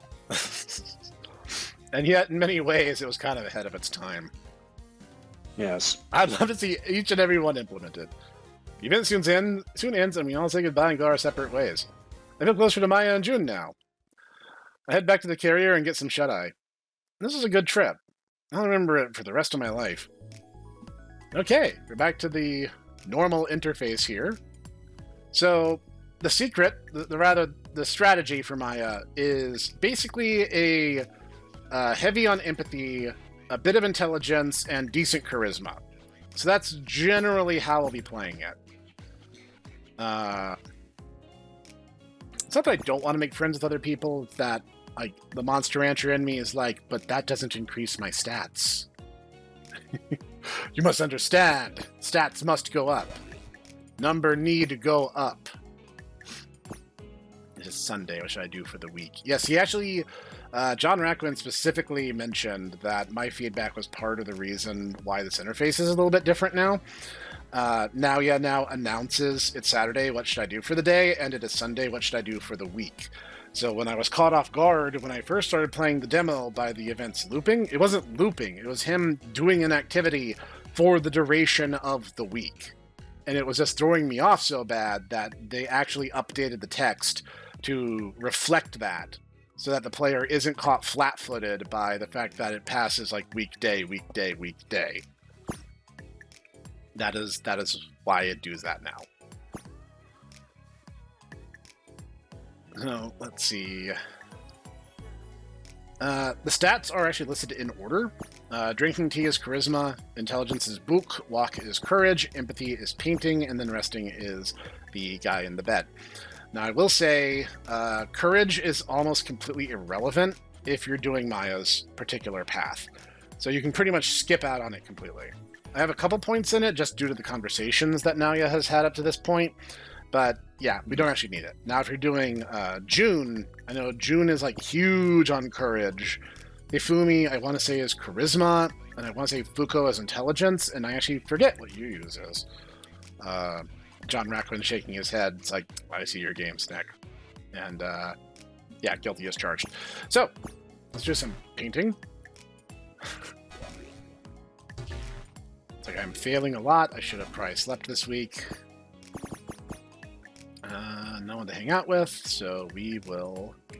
I love how the failure is you start making a bunch of really terrible meme art. Yes. Yes. We're gonna rest this week. I should put us back into... We should... All right, fail. John Rackwin, I need to know, who is the character that he has a Dakimakura of? That is their mascot. I forget her name, but the Rackwinsoft has a mascot. She is the same character here on system. And her thing is that she always is working a part-time job, and every time you see her, it is a different part-time job. And she is just always in the middle of something. And that is her thing. She is always busy with something or the other. Let's do... Today, let's do charisma today. And for the week, yeah, we'll do more of the same. Yes, drinking snobby tea makes you more charismatic. That is science proven. It also makes you more, it slowly changes you to become more British. Slowly mutate into a Brit. I am team coffee, personally. That's just my thing. Good man, good man. Do some intelligence. Need to read a book. Need to take a book look. Once again, pop on pop. Oh, yes. Something for my, intelligence level. Something at my level. I understand this. A very hungry caterpillar. Good night, moon. If you watch one of the Snex VNs, you kind of have to watch all of them, right? It's the Snek VN, the VN verse. The VN continuity universe, yes. We'll do The extended continuity of universe, yes. Oh, that way you know about me, Jimmy! We failed like abysmally that time. That was bad. Actually, I mean, I don't even know if that would help in knowing who Jimmy is. It's just... Jimmy is Jimmy. He's been around forever. He really has. Okay. So I have to ask then, Professor. All right. Is the Tomo Soft gonna be? Is it gonna be Chatiko, who's our mascot? That's a possibility. I'm not against that, to be clear. I hadn't really given it that much thought. How about I do something out of the ordinary? Let's hang out with one of the other girls today, just for funsies, because it's a Saturday, and The stat gains are a little bit more consistent on week durations. You get a bigger lump sum on Saturdays. So how about we do something a little different? Let's hang out with one of the girls. Which girls should we see? We have Ifumi, June, Fuko, and Yu as our available options. I see. We should hang out with June then. All right, John. It's a good turn to check out the GSU with that June girl, plus it gives me extra credit for one of my classes. Pull out my phone and give her a call. Hey, June, right? Sup, who's this? Naoya gave me a flyer for GSU. Yeah, I can tell I have triggered no events with her because in continuity this almost doesn't make sense. Naoya. Tiny with the cool jacket. Oh, right. Sorry it took me a while. Your times look the same to me. Right. Anyway. I mean, it's like you and I, we had a big thing. I literally was on your shoulder. We were betting on sports. And y'all started going into just how crazy sports could get. I think you mentioned dynamite at one point in the process. Anyway, I'm interested in joining the GSU. Anyway, you can help me with the application process? June laughs. You kidding me? A bit like you can't just join the GSU. Why not? Their voice goes quieter. Absolutely, we'd love to have you, but June sounds like she almost dropped her phone because you're not a giant. June raises her voice again. It's in the name. Tonight it's in the meetings, at least. June's voice reverts back to sounding earnest. You can. We'd love to have you. I hear some murmuring in the background. Wouldn't recommend it for someone as vertically challenged as you. Is she being watched? Why? You guys aren't that scary. I can hear June's smile stretch across her face. Oh, a challenge. I like it. Why do I feel like I just tempted a demon? We got a meeting in half an hour. Still got the location? Yep, it's on the flyer. All right, see you there. I could, that line reminded me of the old Tumblr. I could be your demon or your angle. June cackles and hangs up. Either she's a chunie or I'm in for a genuinely awful experience. I just gotta say, my boy, Naoya, my man, my dude, my guy, these things aren't mutually exclusive. She can be a chunie and she's going to just give you a hard time. Yeah, I was about to say, this is all equally possible. And to be perfectly honest, just gotta say, I'm okay with this. I bought Ditaku a copy of the game, and I was like, you have to romance June. You cannot walk away from this now. You have to see it through. I have not actually started playing it. I have been busy. That's been a lot, and it just came out, so yeah, I get it. I wanted to have a video go live next week, but scheduling conflicts got in the way, so I promised John Raccoon I'd have it by at least Monday, which should be today, the day you guys are seeing this video. Metatextuality aside... That should be today. Today, that is not actually today, because I'm recording it not Monday, because... No, he's right. He's recording it in the future. In the future, that is not today. It's not today. I had to send it back to the past, to my past self, to actually put the video up on time. So, yeah, if you guys ever wonder why my schedule can be a little weird, it's because I'm a time traveler, and it makes things a little confusing and hard to keep track of. He has to remember, what games he's played when, so I can make sure that I don't put Digimon's hacker's memory out of order again. I head over to the campus and look for the liberal arts lecture hall too. Wait a sec. That's a room where my giant culture and folklore class is. It's right across from the engineering building and next to one of the campus cafes. I see June standing amidst a group of other giants. They're having about 3 different conversations at the same time. I can hardly parse any of it. My head hurts just listening to them. Looks like I'm not the only tiny attending, but that might change. One of June's cohorts hovers her foot above a group of tinies trying to enter. The group all look up and immediately scream and disperse. 2 flee inside the lecture hall, the others flee the scene. June and her buddies just laugh it up. Okay, maybe June wasn't exaggerating. I should leave. June's eyes lock onto me. Hey, Naoya, surprised you get here on time. She approaches me in just 2 steps. One of June's cohort speaks up. June, you know this guy? Well, that's just uncalled for. Yeah, what of it? June scoops me up and puts me on her shoulder. I didn't know you liked tinies. June grabs me by the shirt collar and dangles me in front of her. I don't. I just invited this little pipsqueak because he wants to help us. Oh, really? The cohort turns to me. Are you a size supremacist too?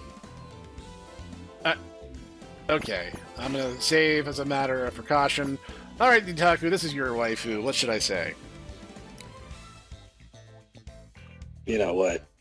Honesty is the best policy. Also, it'd be really funny if she got flustered.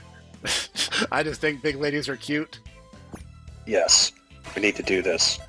Not really, I just think big ladies are cute. What? The cohorts laugh.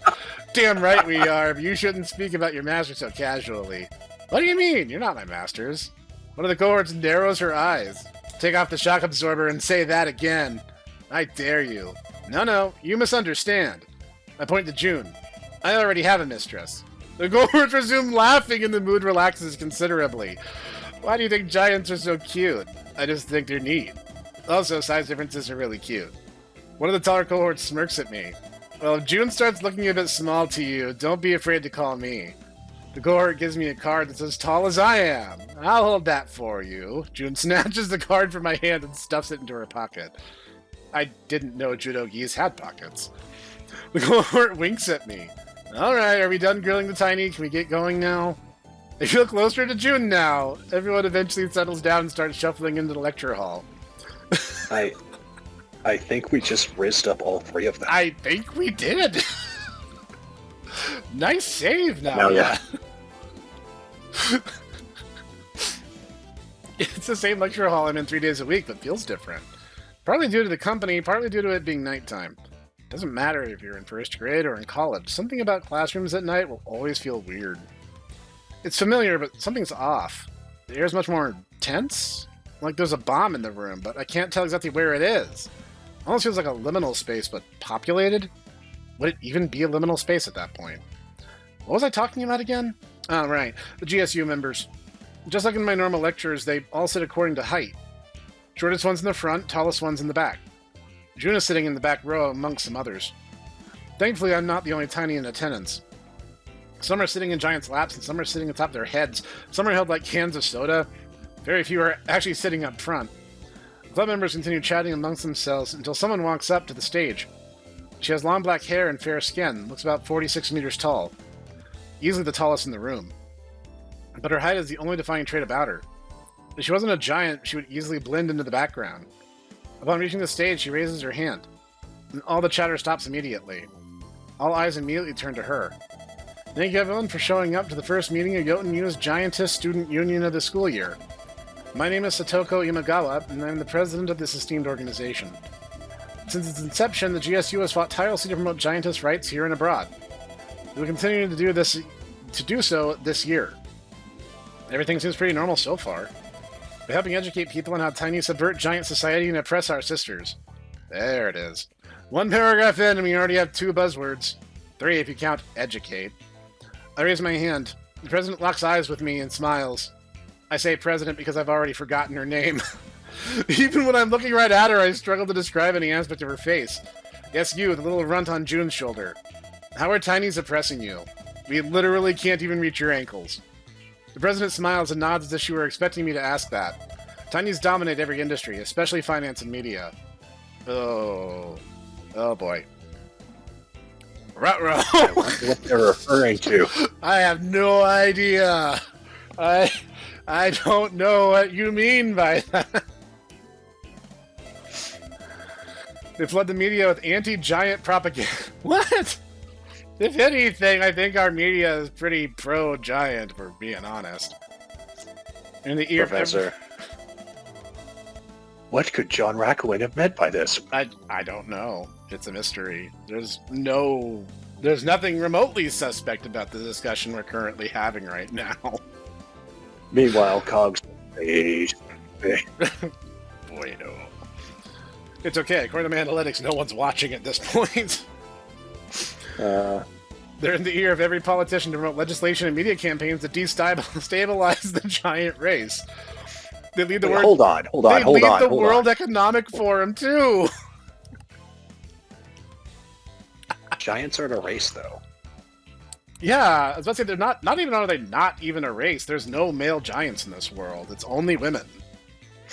Yeah, and it's basically like a metatype in Shadowrun, where it's like it just happens to, people to ladies of every persuasion. Yeah. But I don't know, maybe they have some kind of legal difference? I don't know.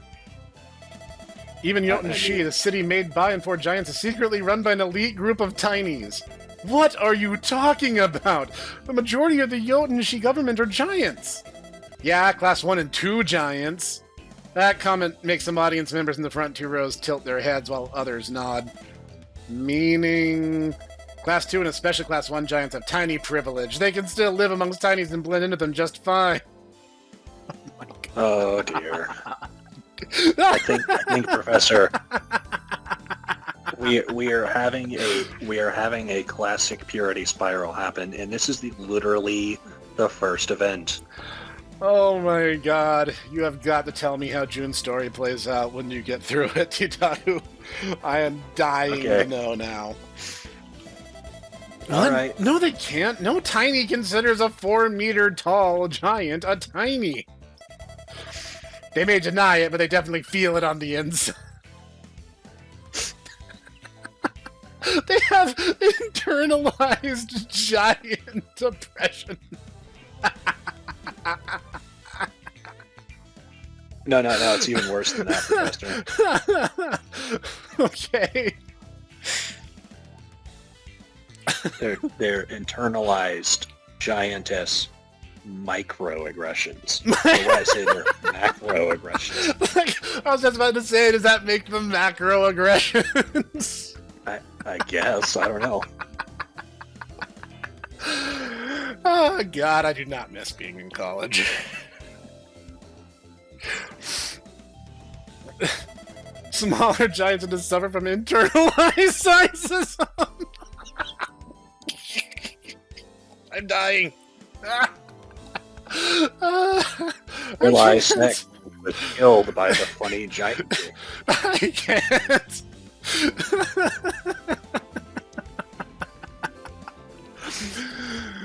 Oh my god. You gotta be okay there, dude. I'm not sure. You guys have gotta understand.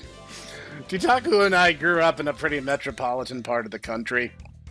So everything was kind of blended together. You got a mix of everyone, everything. From the anarchists to the hardcore, actual legitimate fascists, like every idea, every person, every rainbow stripe was represented in at least some proportion of the population that we were in. So we kind of got wind of this back in the early aughts, back when this kind of internet subculture was first fomenting, when like prototypical Tumblr was first coming into being, which originally at the time was probably more of a not Facebook, MySpace phenomenon, given the relative time frame of events. So like, yeah, this is really freaking funny to us because we saw this in real time. We saw the rise of these kinds of mindsets. Like, everyone had a chip on their shoulder. Everyone was getting into politics and making it the sum of their personality. And it's just as insufferable now as it was back then. And that's why this is so damn funny to me. You know what I miss, though? What's that? I miss the fact that we can't talk to each other anymore. Yeah. We can't have an actual dialogue. Everybody's so just divided and hateful. That's what makes me sad now. We've gone from not talking about religion and politics as a matter of decorum to a simple inability to hold the discussion in the first place. Social media is a cancer on the human soul, and the sooner it evaporates, the better off we'll be. I think honestly, it's not that we shouldn't talk about it. It's the fact that we need to learn how to like disagree and just not take it personally. Yeah, we need to be able to separate an idea or even an ideal and divorce it from our personality. Like, if your politics are the full sum of your personality and hobbies as an individual, you are a fundamentally boring human being, and nobody's going to want to be friends with you.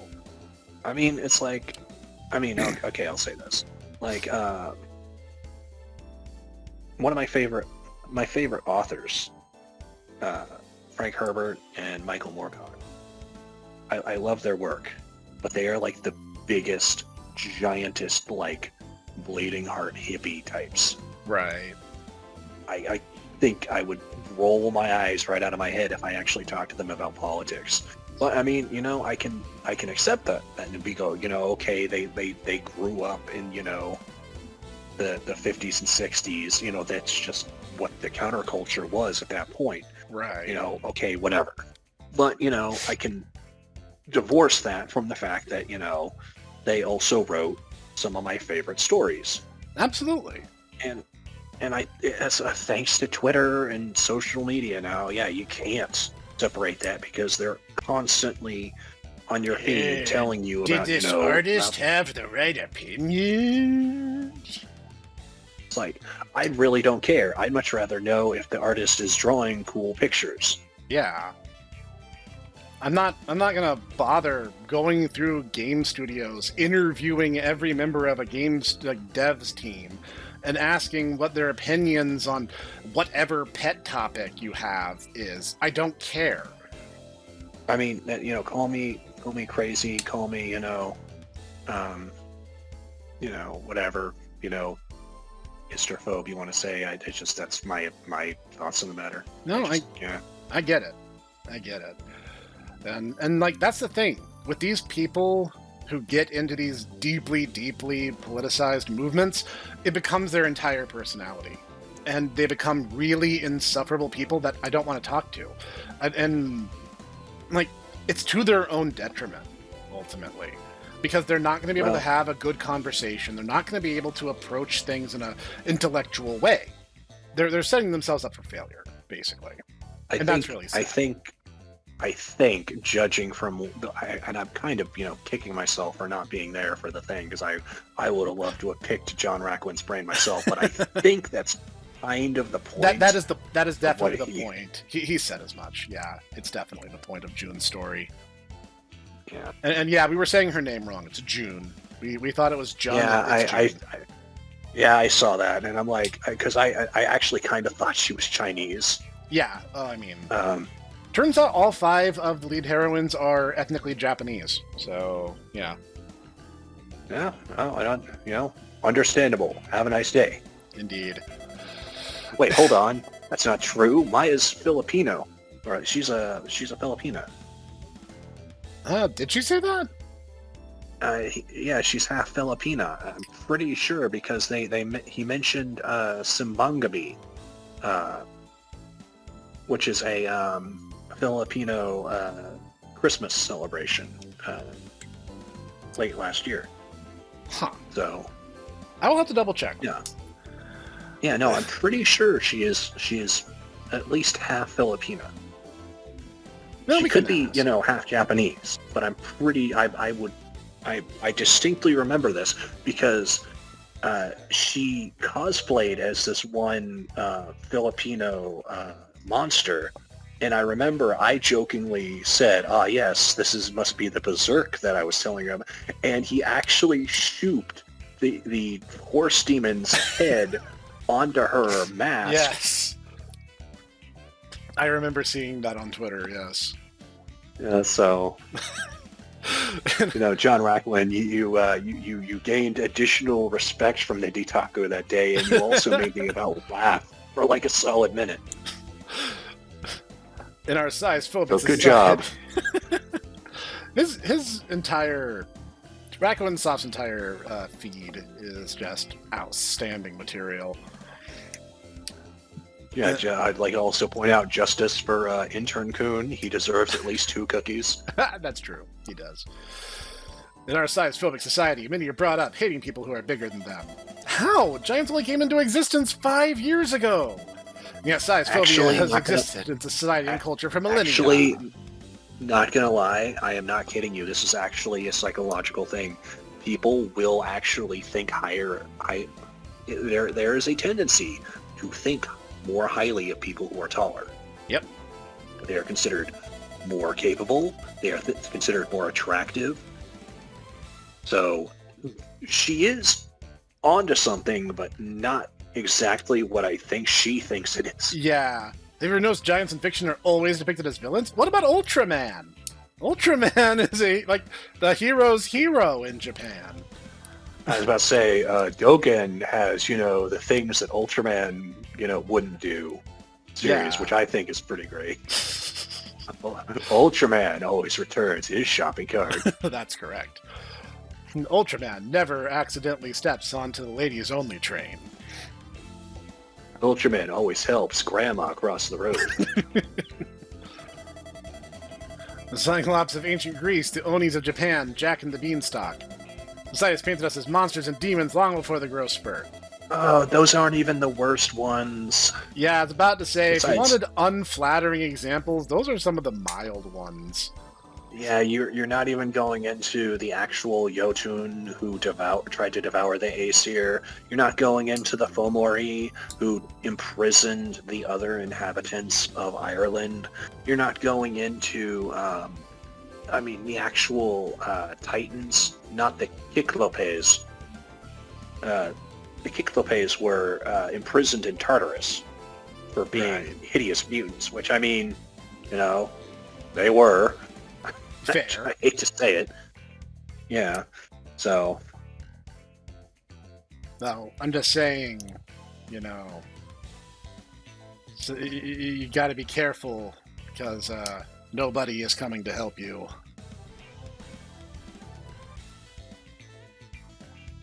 What? No, I failed the joke. Never mind. Okay, now you have to explain it now, Professor, because I'm completely making a confused. reference to the whole bit with the Cyclops and him saying nobody is murdering me. Oh. I botched my delivery, and I'm just gonna shuffle that under the rug now. Okay, yeah, all right, I get you now. I see, I get you. It's like, well, there's also a lot of heroic giants. She's completely glossing over Paul Bunyan, like I said, Ultraman. Like, the Ultras as a race are this race of gigantic, colossal do-gooders who, love all life in the universe. Zone Fighter, God-Man, Grid-Man. Yeah. I would say Red-Man, but Red-Man's kind of a menace. Red-Man is kind of a menace, yes. In that Zeton dating simulator, if you enter your name as Redman, the kaiju just refuses to show up and the game just ends in a non-standard game over. I'm still kind of wondering why you haven't played that. It's not in English. At least not that I could find. Well, I guess we need to collaborate with the Ranger then. All right, Snek. Yeah, it's not in English, as far as I know. Unless that's changed since I last checked. I don't know. Yeah, if you name yourself Redman, the kaiju just refuses to show up, and the story just ends before it begins. If you name yourself Zoffy, the kaiju just nukes Earth from orbit rather than get close to it.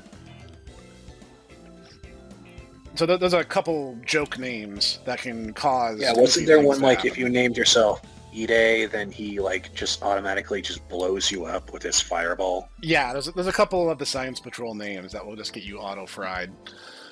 And Zoffy is one of them. He just nukes Earth, just completely. Because he doesn't want to go anywhere near you. My name is Dan Muraboshi. Oh, nah. No. Nah. No. I'm nuking you from orbit. Yeah, no, there's a lot of heroic giants, and then you have even on a smaller scale, so to speak, you have the big guy archetype. You have your Musashi and Getter Robo, who is tall and thick. He was the heart of the team kind of guy. You gotta have the big guy. You can't not have the big guy.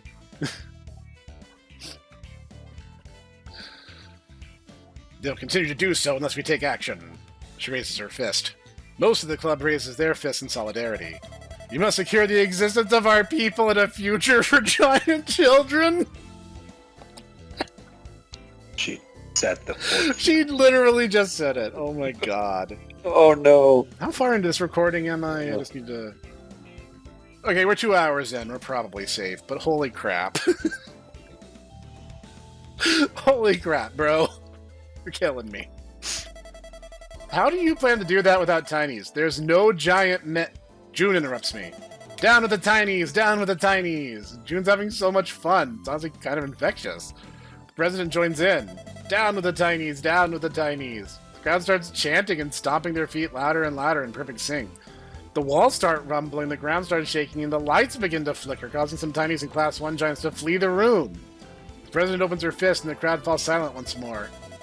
Now that we have purged the traitors and the faint of heart, I shall read our club's mission statement. She presses a remote, causing the lights to dim and a projector to illuminate the wall behind her. She begins talking, and talking, and talking. She talks so much that I start to nod off despite the volume of her voice. She talks for a full hour, taking up half of the club meeting time. She takes so long to say so little. She definitely loves hearing herself talk. I can summarize everything she said in 5 minutes. If you take the Communist Manifesto, but replace every mention of the bourgeoisie with the tinies, you get the GSU's mission statement. Wouldn't surprise me if she plagiarized half the speech. No, I mean, Marx didn't do any work his entire life either, so why should she? That being said, she does have some valid points. There have been cases of governments or communities rounding up suspected giants and killing them before they get too big. Women have lost their jobs after becoming giants. But that's not because they're giant, it's because their size prevents them from fulfilling the obligations of the job. And all existing civil rights legislation doesn't include size as a protected class. It's just that her points were delivered in the most sanctimonious tone of voice possible. Technically speaking, according to the ADA, and I would know this, see, the thing is it's deliberately vague, and so it would technically be considered a protected class because it's a class that basically it's not something that they can choose. Right. It's an immutable characteristic, basically. And so if you are discriminated on because of that, at least in the United States, thanks to the Americans with Disabilities Act and all that, you really can't be discriminated against because of something like the size of your body. Right. So that's a more you know kind of moment. Yeah. And that could be a matter of how the wording in Jotenshi's laws are written. Also, it could be in reference to Japanese law, which is also possible, which I am significantly less familiar with, to suffice to say. That's true. So, I'm going to disagree with her just because she's annoying. Understandable. Understandable, sir. Have a nice day. So, do you have any questions? No. See, the true thing is not just to disagree with her; it's to start to troll her because of this. I'm the only one who raises my hand again. June glances at me. I don't know if she's surprised or worried that I might embarrass her in front of her friends. Ask away, Tiny One. Allow me to enlighten you. Oh boy. All right, Ditaku. What are we gonna say in response? Okay.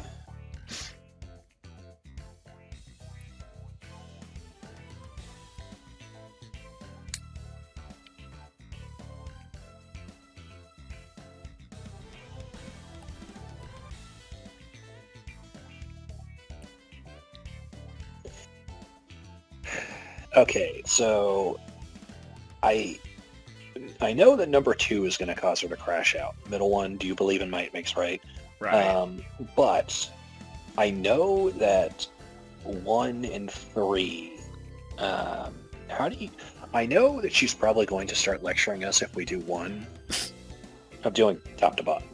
Right. But I kind of want to see what's going to happen with 3. Let's do it! It's good that Tinies maintain control of governments, actually. I think it's a good thing that Tinies control world governments, actually. Everyone in the room turn towards me. Go on. The president's face is unflinching, but the air becomes oppressive. I feel like a mouse that just got dropped into a snake enclosure. Giants make up only 2% of the global population. In democratic systems of governance, it makes perfect sense that the biggest demographic would be dominant political systems. That's why we need to demand more funding for giant research. We need to make more giants by any means to protect our people. By any means? Yes, by any means. Alright, where do I deposit my... June's big meaty hand wraps around me and thrusts me down into her lap. Pardon me, Mrs. President. It appears I haven't broken him in yet. Please ensure you do before you bring him in next time. The President rubs her temple. I can feel myself getting dumber just talking to him. The feeling is mutual, I assure you. Don't worry, I'll make sure he's well behaved the next time we attend. I'll even get a leash and a muzzle if I need to. Oh, Ditaku, you have quite the future ahead of you. Cool, what color? What do you mean? What color will the collar be? I want to make sure I look snazzy. Oh, Naoya. Is Naoya actually Ditaku? Discuss. Good job, John Rackowin. I hereby revoke your shrimp status. June lowers her voice. You're not supposed to be into this. Oh no, what are you going to do about it? June narrows her eyes. I'm going to squish you. Oh really, with what? Your big ass thighs? Go on, do it. Better make it hurt. Better make it count. Better kill me instantly. Do it. Do it. Finger collides with my back and pushes me off June's shoulder. I reach for something, anything that can stop my fall. Hair, breasts, clothing, anything. My hands just slide right off June's wraps. My arms and legs flail in desperation as June's face grows further and further away until everything goes dark. Two soft yet strong pillars of muscle and flesh enclose around me and keep me trapped. I am stuck between June's meaty, sweaty thighs, and I can barely move. She starts flexing her thighs after a few seconds, making it much harder to breathe as well. I push, punch, and kick in every direction, but I don't think June can feel me. Oh well, there's worse places to be. Plus, I don't have to listen to the president anymore. Might as well take a nap. Now, yeah, you up? I feel the cool evening air brush against my face and a giant finger poke me in the stomach. Morning, honey. I get up, stretch my arms over my head, and yawn. Was it good for you, too? Damn! Now you're sassy.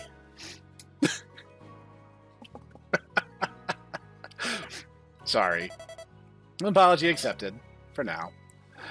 June starts walking off campus, wraps her fingers around my body and starts carrying me like I'm a can of soda. So what'd you think of the GSU? I think the president's a bit much. Does she really want to squish us like we're ants? Nah, don't worry about that. She doesn't mean that literally. This is a good slogan. Helps bring attention to the club. The president told me that I'd be calling bullshit immediately. But June seems genuine. She's not stupid nor willfully ignorant. She just seems like she's giving her the benefit of the doubt. I hope you're right. I'm always right. If the president gets any funny ideas, I'll protect you. Wait, really? Why? Because we're friends, stupid. Already? Hell yeah! You're the first tiny I introduced to the club that didn't run away crying and screaming. June glances around her. I like brave tinies. You like giants? That makes us friends. This isn't what I was expecting June to be at all. I was expecting some kind of sadistic tomboy. She's so earnest. Oh god, Ditaku is going to tease her mercilessly. It will end in her either proposing to him or breaking down in tears and then proposing to him. I was about to say, these two things are not mutually exclusive, and I'm here for it. Will you come with me to the next club meeting? We're going to be organizing a fundraiser to help new giants get acclimated to Jotun. That's actually a good cause. Well, now I have to go. Sure, count me in. Hell yeah, thank you. Thank you for inviting me in the first place.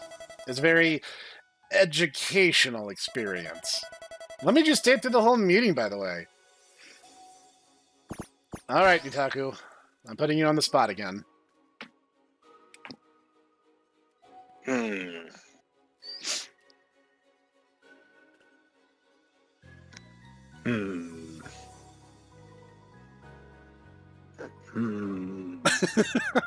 This is an interesting question you pose. I mean, none of these are bad options, but at the same time, though, my problem is the fact that I'm like, I really think that, 2 and 3, I wanted to impress you, or I like bigger ladies. You know what? Let's go for it. Let's say I wanted to impress you. We're gonna do the cutesy schmaltzy, I wanted to impress you. Well, mission accomplished. I've never heard a tiny talk to me or the president like that. What were you thinking? I don't care how tall a woman is. I'll call it bullshit where I see it. Naoya, you may be puny, but you have the heart of a giant. We'll get along just fine. I feel a little closer to June now. After just a few minutes of walking, you're right back at my apartment. This the place? Mm-hmm. I point to my balcony. You can just drop me off there. You got it, bud. June picks up my shirt collar and puts me down on the balcony. She's deceptively gentle. Careful, too. Very smooth ride overall. Thank you, June. I gave her goodbye. June waves me goodbye, but remains standing. You busy in the near future? Not really. Why? I've been looking for a new gym buddy. Want to pump some iron with me? Absolutely. Awesome. Text me when you're ready. Just be warned. I get a little intense when working out. Don't take anything I say when I'm coaching you too personally, Kay? Don't worry. I got thick skin. June chuckles. That's what they all say. June starts describing her workout routine in incredible, excruciating detail. Sounds intense and painful. I'm getting chills just listening to her. I'll definitely have to work up some courage before working out with her. Anyway, thanks for hanging out with me. Good night. June waves goodbye and disappears into the night. And I think we've gone off the rails sufficient to call it for an episode. Because, holy crap. This is so good. Oh, it's so good. I wasn't even that invested in June, and now I'm just like, damn it, June is really freaking cute. Damn it, John Raccoon. This always happens. You have done way too well writing these girls to be very cute and relatable and fun in really dynamic and interesting ways. We've discovered a couple noteworthy trends about a few of them, and I'm sure there's much more to uncover. So you guys leave a comment down below. Who's your favorite giantess so far? Are you guys excited to see Maya's route? Who are you going to wife? We'd like to know. And leave your opinions and thoughts so far. We would love to hear them. So thank you, Dutaku, for accompanying me and for falling on the sword of harassing June, as is your right. My pleasure. And we're going to see you guys. I mean, is it really harassing if she's into it?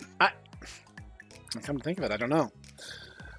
Well, at any rate, this has been the Hipster Snek, and we're going to see you guys next time.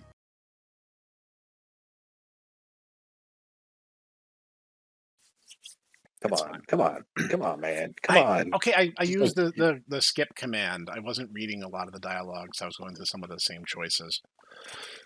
So, who are we going after? Are we going after Fuko?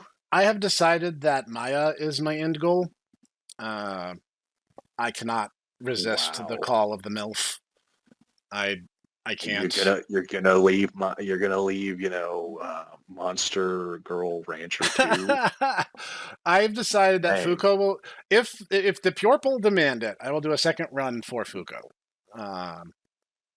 So, like, I'd be very happy to do that again. At that point, I'll probably just play the game for myself, and I may just after the Maya run, because my comment section is usually a bit barren.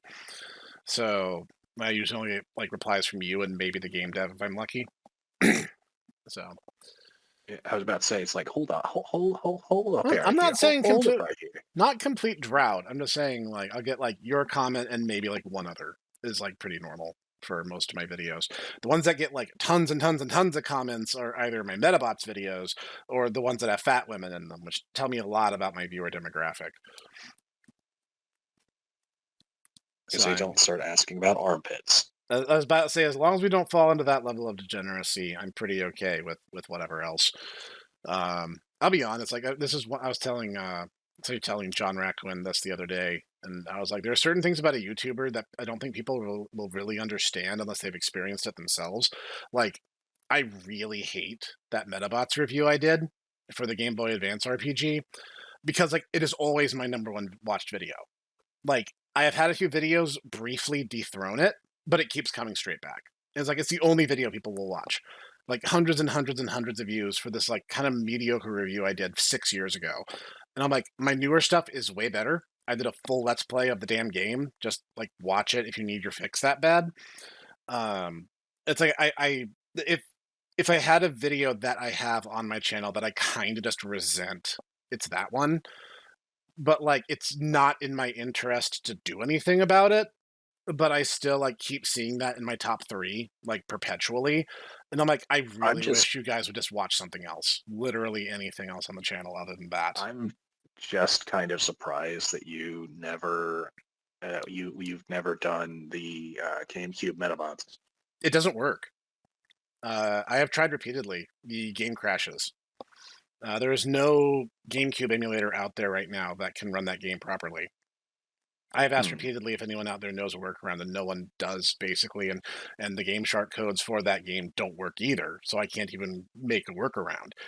Um, like, there's a thing with like the physics engine where like there are these mines that are held up in bubbles, and the idea is to activate certain switches. You shoot the bubble, the mine falls, and it slams on the switch. When you pop a bubble, it crashes the emulator, and no one seems to know why. Hmm. But the thing is, you literally cannot pass the first level of the game without shooting one of these bubbles. So it is not doable. If I Hmm. could get if I could get a code that let me like jump super high, so I could clear the body of water, or if I could get a code that gives me just all meta parts, then I could just go around it, and it wouldn't be an issue. But none of the codes work. Otherwise, I would definitely have done it by now, at least for a review, if not for a full playthrough. But trust Hmm. me, oh, as God have I tried. I mean, there's a few games that I'm like, I would love to see you do.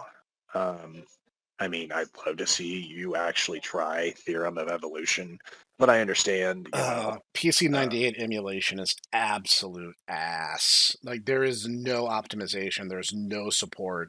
And if it requires any level of technical finesse, like if it required you to change disks, it just falls apart.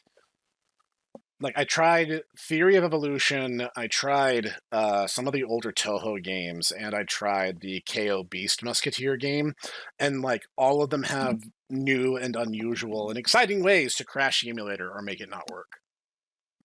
yeah, this is the reason why I had the idea. I'm like, it'd be really interesting to actually have the golden disc because some of the later PC 98 models actually had CD support. Right. I'm like, and wouldn't that be the craziest thing? It's like this is a Gojin game, but it's actually some kind of ancient monster. Um, but I'm like, it doesn't really make. Well, first off, I don't really know the games apart from maybe Theory of Evolution and some of the Toho games. Right. Also, the tendency of pretty much every of the popular games I've heard about that are on the thing are like incredibly ecchi. Right. And like the thing is, So like the PC 98 is not even a console. It's just a Japanese version of DOS. But like the support for it is like so utterly abysmal. There's just nothing that runs any of it well, you want to know properly. why? Because they wanted their own You want to special know version why? of it. It's like it's literally PC 98 because it was No, no, like it's not even that, bro. It's not even that. I actually looked into it. The reason that it's so difficult is because it actually had unique hardware architecture. NEC, the manufacturer, uh, basically made it specifically proprietary so that they could not substitute in IBM parts. So it literally is. It's not a PC, but it's not a PC because it still technically can run the same software, yeah, but it's a because its Japan architecture, exclusive version of DOS, and it's like yeah. everything about it just kind of makes me shake my head, just because I'm like, this is like Sega Saturn levels of just like it probably sounded good on paper, and then it falls apart in any kind of archivist way.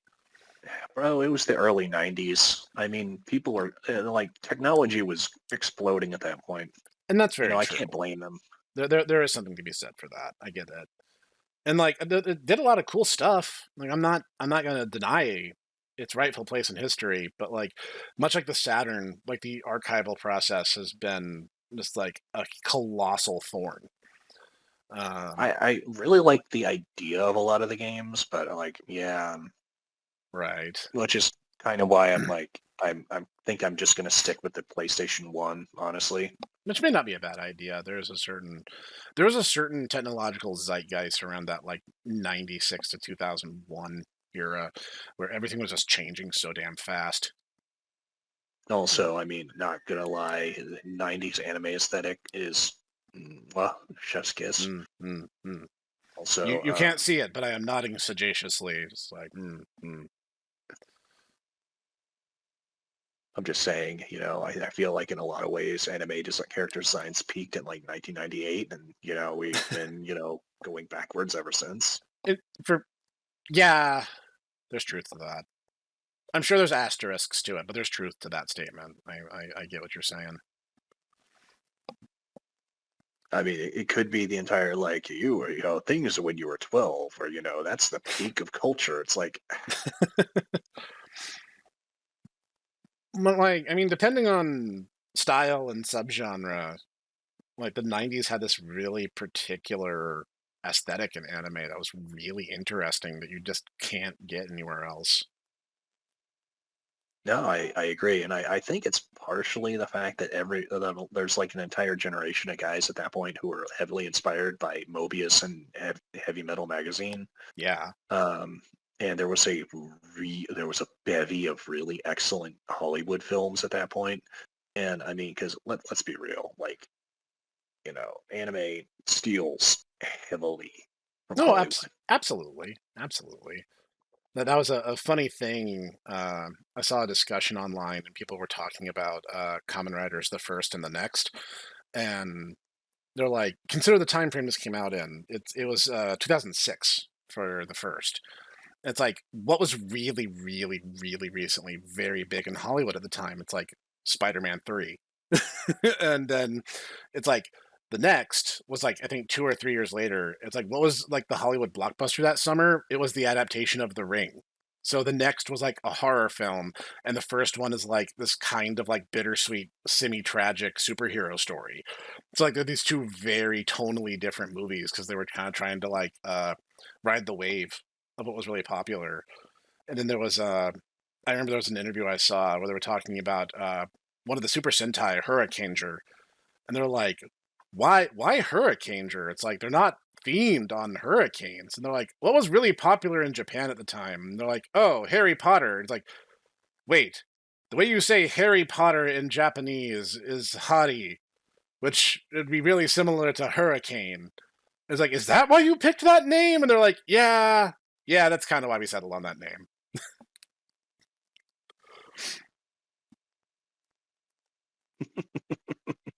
Weird stuff you just kind of pick up as you go, right?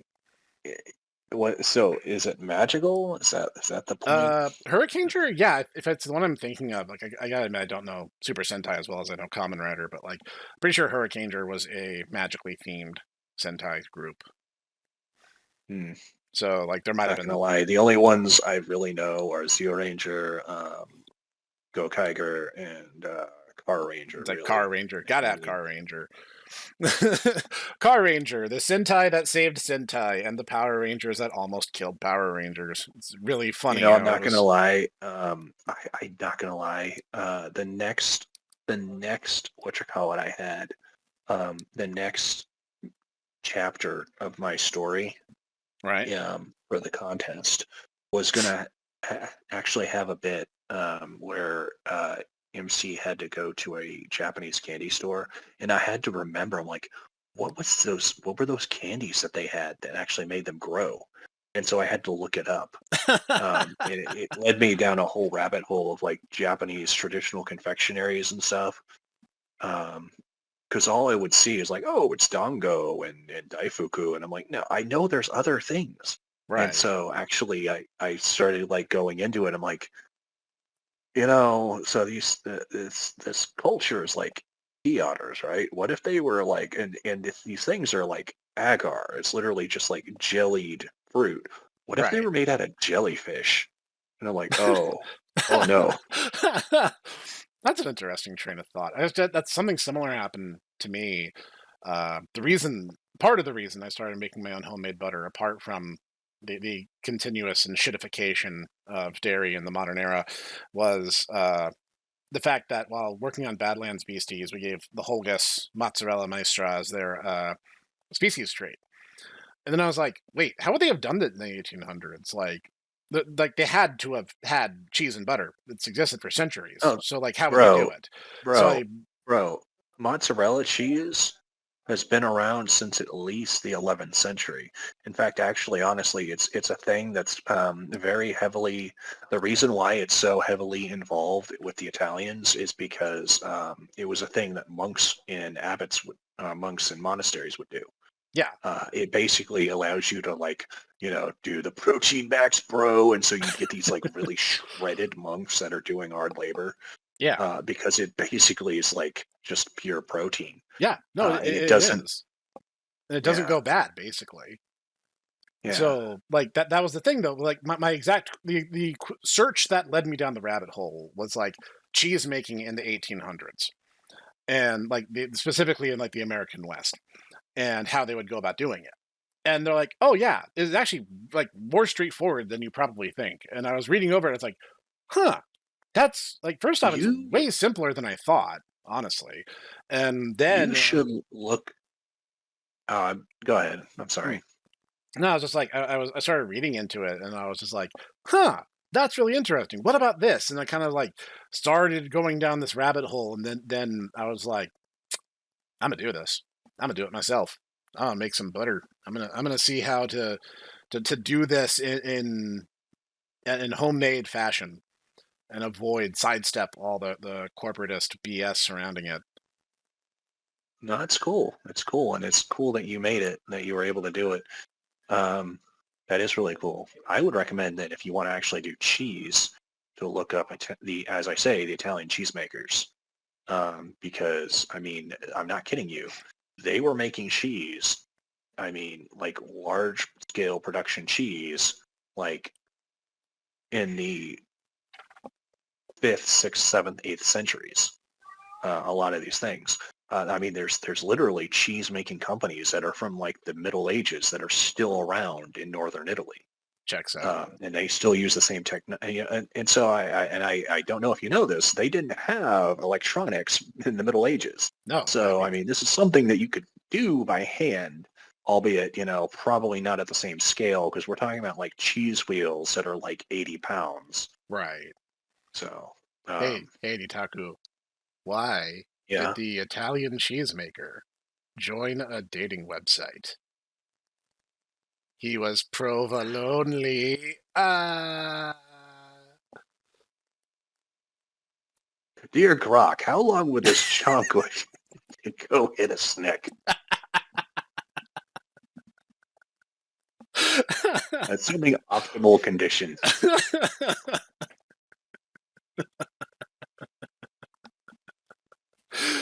uh, we have fun here. Okay, let's get started here.